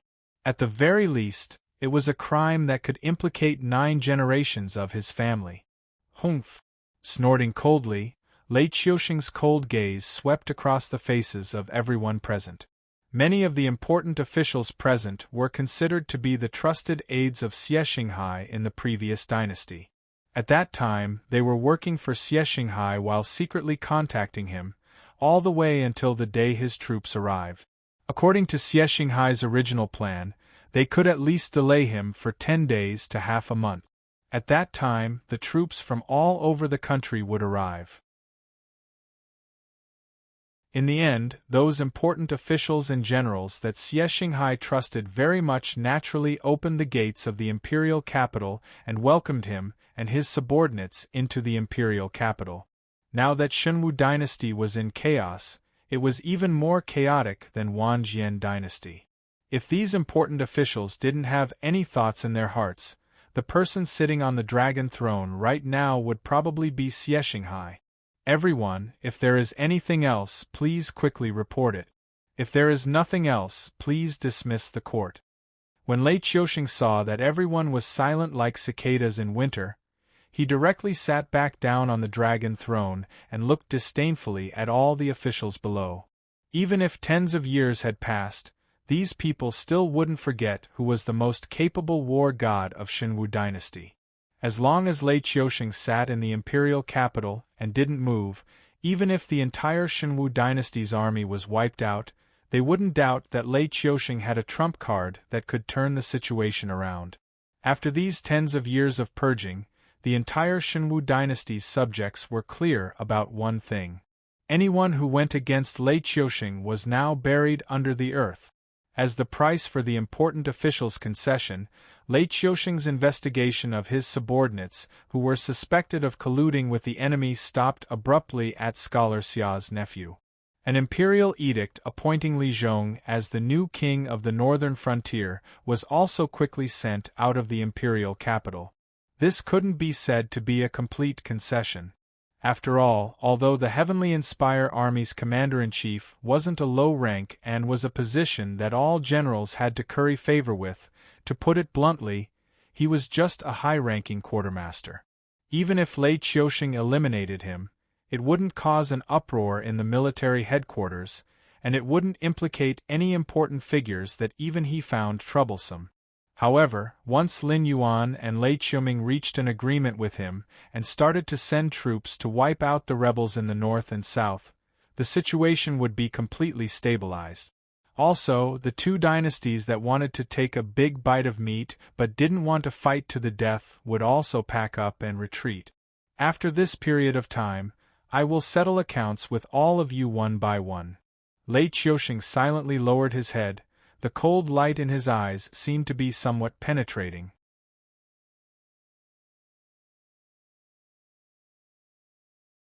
Chapter 431. The situation in the northern frontier was changing, and the undercurrent was surging in the imperial capital. At this stage, the rebel army in the northern frontier was terrified. Every day they were worried that Shun Lin Jun would kill his way to their doorstep. In the end, while Shun Lin Jun was still stationed in the south, they were waiting for another wave of death. The arrival of the 300,000 Southern expedition immediately frightened the rebel army in the city. When the defenders on the city wall saw the densely packed Southern expedition with bright armor outside the city, they were so scared that they almost couldn't hold their weapons steadily. Although there were many rebel forces in the northern frontier, everyone knew that the true leader of the northern frontier was the Black Jiao, who controlled the military and politics of the northern frontier with the body of a demon beast. Only the Black Jiao was the legitimate existence appointed by the Shunwu dynasty. Although the Shunwu dynasty was now rising everywhere, and rebel armies were appearing one after another, there weren't many rebels who really wanted to be the emperor. They just wanted to take advantage of this chaotic world to lay a foundation for their descendant. Especially after the northern frontier broke away from the control of the Shunwu dynasty, the Black Water Dragon King was conferred by the Shunwu dynasty with the title of Northern Frontier King and Black Water Dragon King, which made countless people envious. Things in the world were often like this. They seemed to only see the current glory of Lin Yuan, but forgot that when Lin Yuan was in control of the northern frontier, the Shunwu dynasty's first reaction was to transfer troops from the coastal battlefield in the southern frontier and merge them with the Xiongwu army to suppress Lin Yuan. The commander said that we have to take this city before the sun sets. Tonight we will spend the night in the city. Li Zhongxing's bodyguard pulled on the reins, and the horses under him reared up. The neighing of the horses and the voices of the people mixed together, but his every word was accurately transmitted to the frontline soldiers' ears. Kill! The 300,000 Southern Expedition soldiers following Li Zhongxing raised their weapons and roared in unison. The city in front of them was not large, but it was actually the largest group of rebels near the northern frontier. They occupied 4 cities under their rule. In terms of territory and military strength, they were stronger than the 6 border cities. However, compared to the northern frontier, which had been hiding their strength for more than 4 months, they were still ants that could be easily crushed. Li Zhongxing rode on his warhorse. His eagle-like eyes landed on the city wall in front of him as he shouted, "Boys, kill!"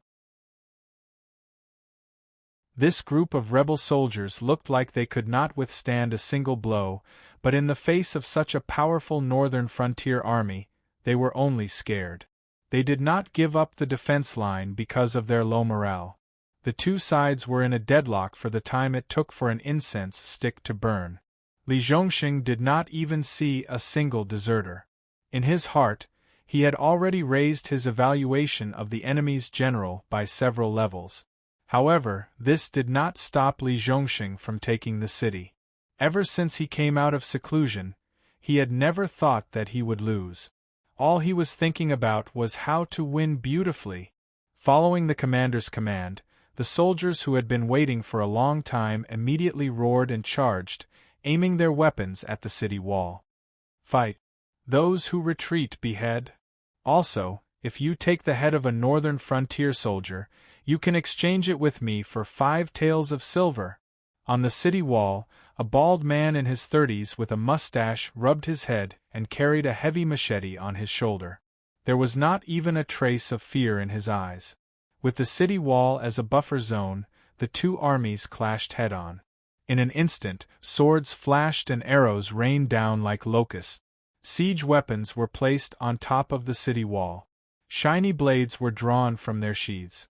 Boiling fighting spirit and loud shouts began to reverberate around the city. The Southern expedition went down south from the checkpoint set up in Shunning City. As soon as they came out of the checkpoint, they divided into 4 groups and went straight to the few groups of rebels closest to the northern frontier. They almost took down 3 groups of rebels in the first day. Although the remaining group resisted tenaciously, everyone could see that they were like arrows at the end of their flight. If it was not because it was difficult to attack the city after dark, it was estimated that the next day would be the last struggle of this group of rebels. The strength of the southern expedition's fighting strength was obviously beyond many people's expectations. They were able to take down 4 groups of rebels in the first day. Moreover, this was because the southern expedition spent most of their time on the road. Even Lei Qiusheng's Shen Linjun did not dare to say that he could directly divide his troops to attack several groups of rebels at the same time and win. The news of the northern frontier sending troops to suppress the rebels quickly spread throughout the Xinwu dynasty.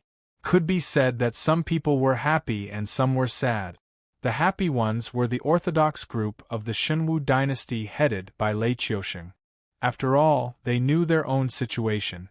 When Shen Linjun left the imperial capital, he was still awe-inspiring.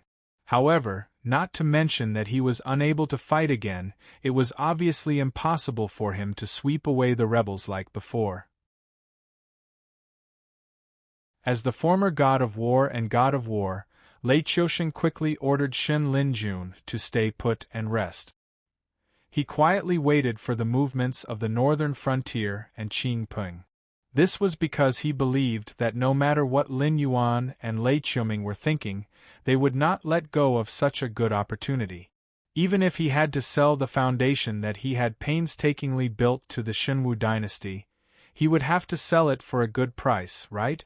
As for the rebels, in Lei Qiusheng's eyes, they were even less of a problem. In the past, it was difficult for him to seize the opportunity to reshuffle the cards of the Xinwu dynasty. This time, they stretched out their necks to be cut. Lei Qiusheng had even less reason to let them go. If it was not for the fact that he could not mobilize the military forces in his hands, why would he have to lower his head and try to rope in Lin Yuan and Lei Qiuming? Lei Qiusheng was very clear that although the Xinwu dynasty was in chaos, the rebels outside still did not dare to go too far. Especially when Lei Qiusheng still had a card in his hand that had not been played yet. Even if they had 10 times the courage, they would not dare to act recklessly. However, once Shen Linjun's undefeatable banner fell, the rebels would not just simply cause chaos in their own territory. There was no guarantee that many of them would immediately lead their troops to attack the imperial capital. They would take this opportunity to set their sights on the supreme throne.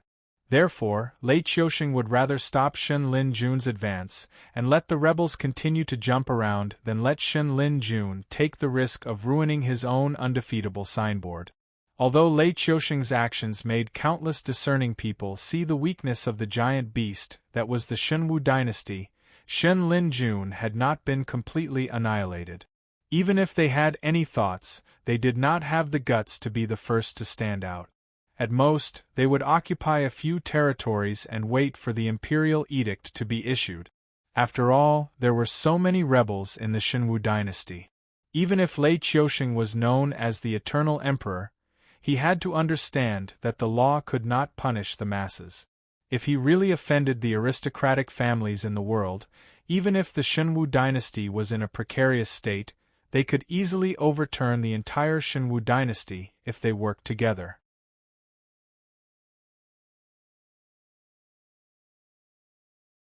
Chapter 432. Of course, whether the country could be saved or not depended on Lei Qiusheng's method.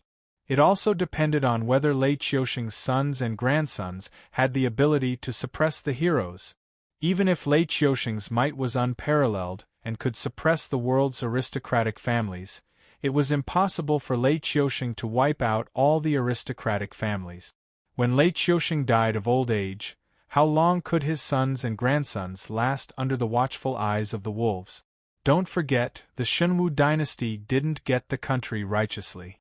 Even if the country was taken away, it was because the sons and grandsons didn't have the ability. But these were all things that the Xinwu dynasty had to consider. It had nothing to do with the southern expedition that was currently attacking the rebels on the northern frontier.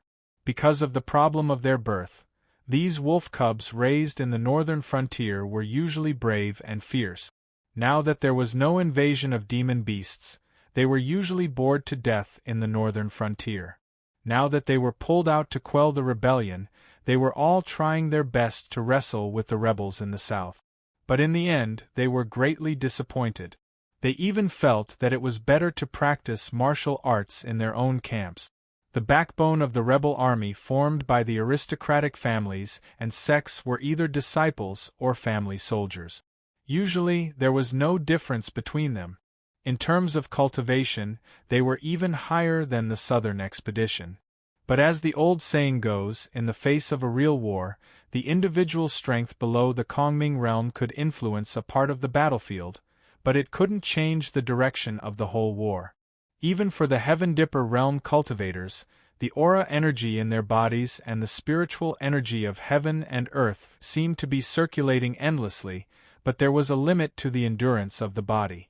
Once this limit was exceeded, even if the enemy didn't attack, the body would collapse on its own. Therefore, on the battlefield, what was relied on was the ability of the commander-in-chief and the tacit understanding and obedience of the frontline soldiers. After the first day of the war, there was no lack of rebel generals dying in battle, and the entire battlefront directly collapsed. If such a defeat fell into the eyes of fierce generals like Li Zhongxing and Zhang Qilin, it was simply an unforgivable sin. Any troops that directly retreated because of the death of their generals, even if they weren't immediately punished by military law, would have to peel off a layer of skin when they returned to the camp. As for becoming a deserter and becoming a bandit, that was even more impossible. Currently, rebel armies were running rampant everywhere in the dynasty. The small and medium-sized mountain bandits, roving bandits, and Xiangma had either become rebel warlords under the support of various aristocratic families or been annexed or annihilated by various rebel armies. Even if Li Zhongxing did not find trouble with them, they would not be able to find a place to stand in the current Xinwu dynasty. On the other hand, the southern expedition, who had undergone strict military training, even if the general in charge of the grassroots command died in battle, as long as there was no sound of beating the gong, it would not hinder their tide-like offensive. The general died in the position of lieutenant, and the lieutenant died in the position of Qianhu. Compared to the collapse of the rebel army's front line after the death of their general, the southern expedition hoped that their immediate superior would die in battle. After all, when the superior died, it was time for the subordinates to replace him. After a battle, it was not rare for a soldier to be directly promoted to a deputy general. Of course, this was a bonus that only happened during the war. If it was during peacetime, it would not matter if the superior died, but the subordinates who could replace him would depend on the individual's ability and the results of their daily training. Especially when they heard about the establishment of the genie guards before they set off, they were even more enthusiastic about taking advantage of this war to rise up the rank. After all, if they could not be promoted now, there would be plenty of people to fight for their jobs in the future. However, under the incentive of this promotion model, it did not mean that a general could sit at the rear and watch the generals and soldiers below rush forward dauntlessly. Li Zhongxing had set up a supervision team early in the morning. Other than the generals and military advisors, no matter what military rank they had, once the military order was given, they had to lead the people to rush forward. The person with the highest position had to be at the front. If the person behind did not stop, they had to continue to rush forward. When you arrived, the person behind you would take over your position and continue to rush forward. The rebel armies that fought against the southern expedition had only one feeling after a day of fighting. This group of wolf cubs from the northern frontier were really King unafraid of death.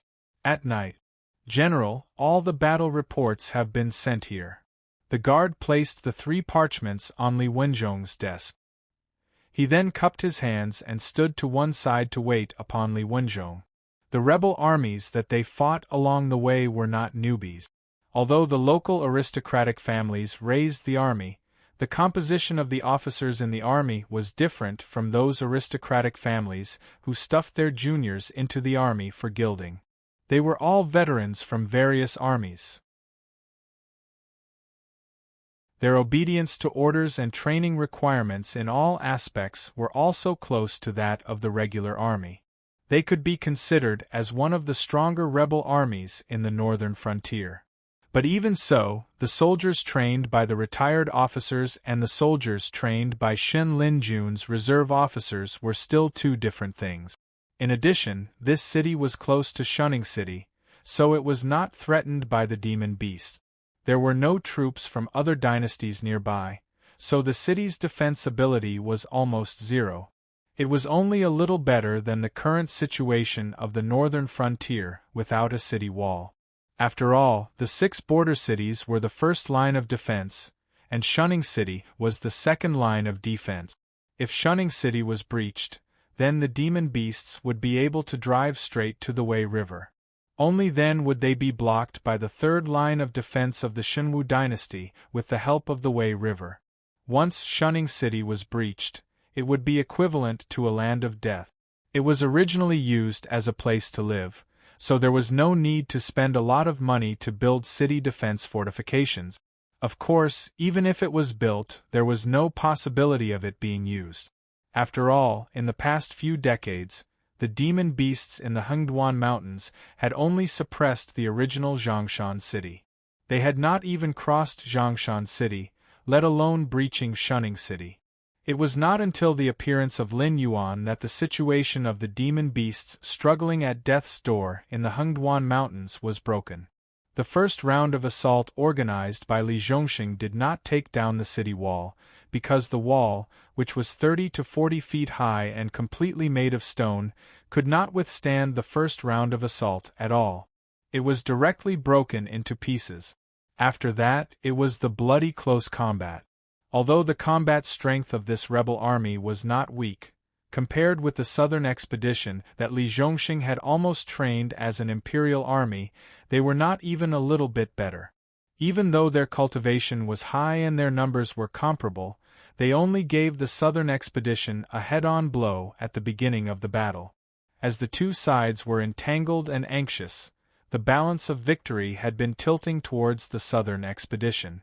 These bastards are all here to show off. Li Zhongxing did not even look at the 3 battle reports on the desk. He stretched himself and said in a deep voice, "I won't look at the specific written reports. You just need to tell me the general situation. If there is no problem, retouch the 4 battle reports and send them back to the northern frontier." You're tuning in to the Phoenix Knights YouTube channel. Don't forget to subscribe and join us on this journey to catch the most captivating stories.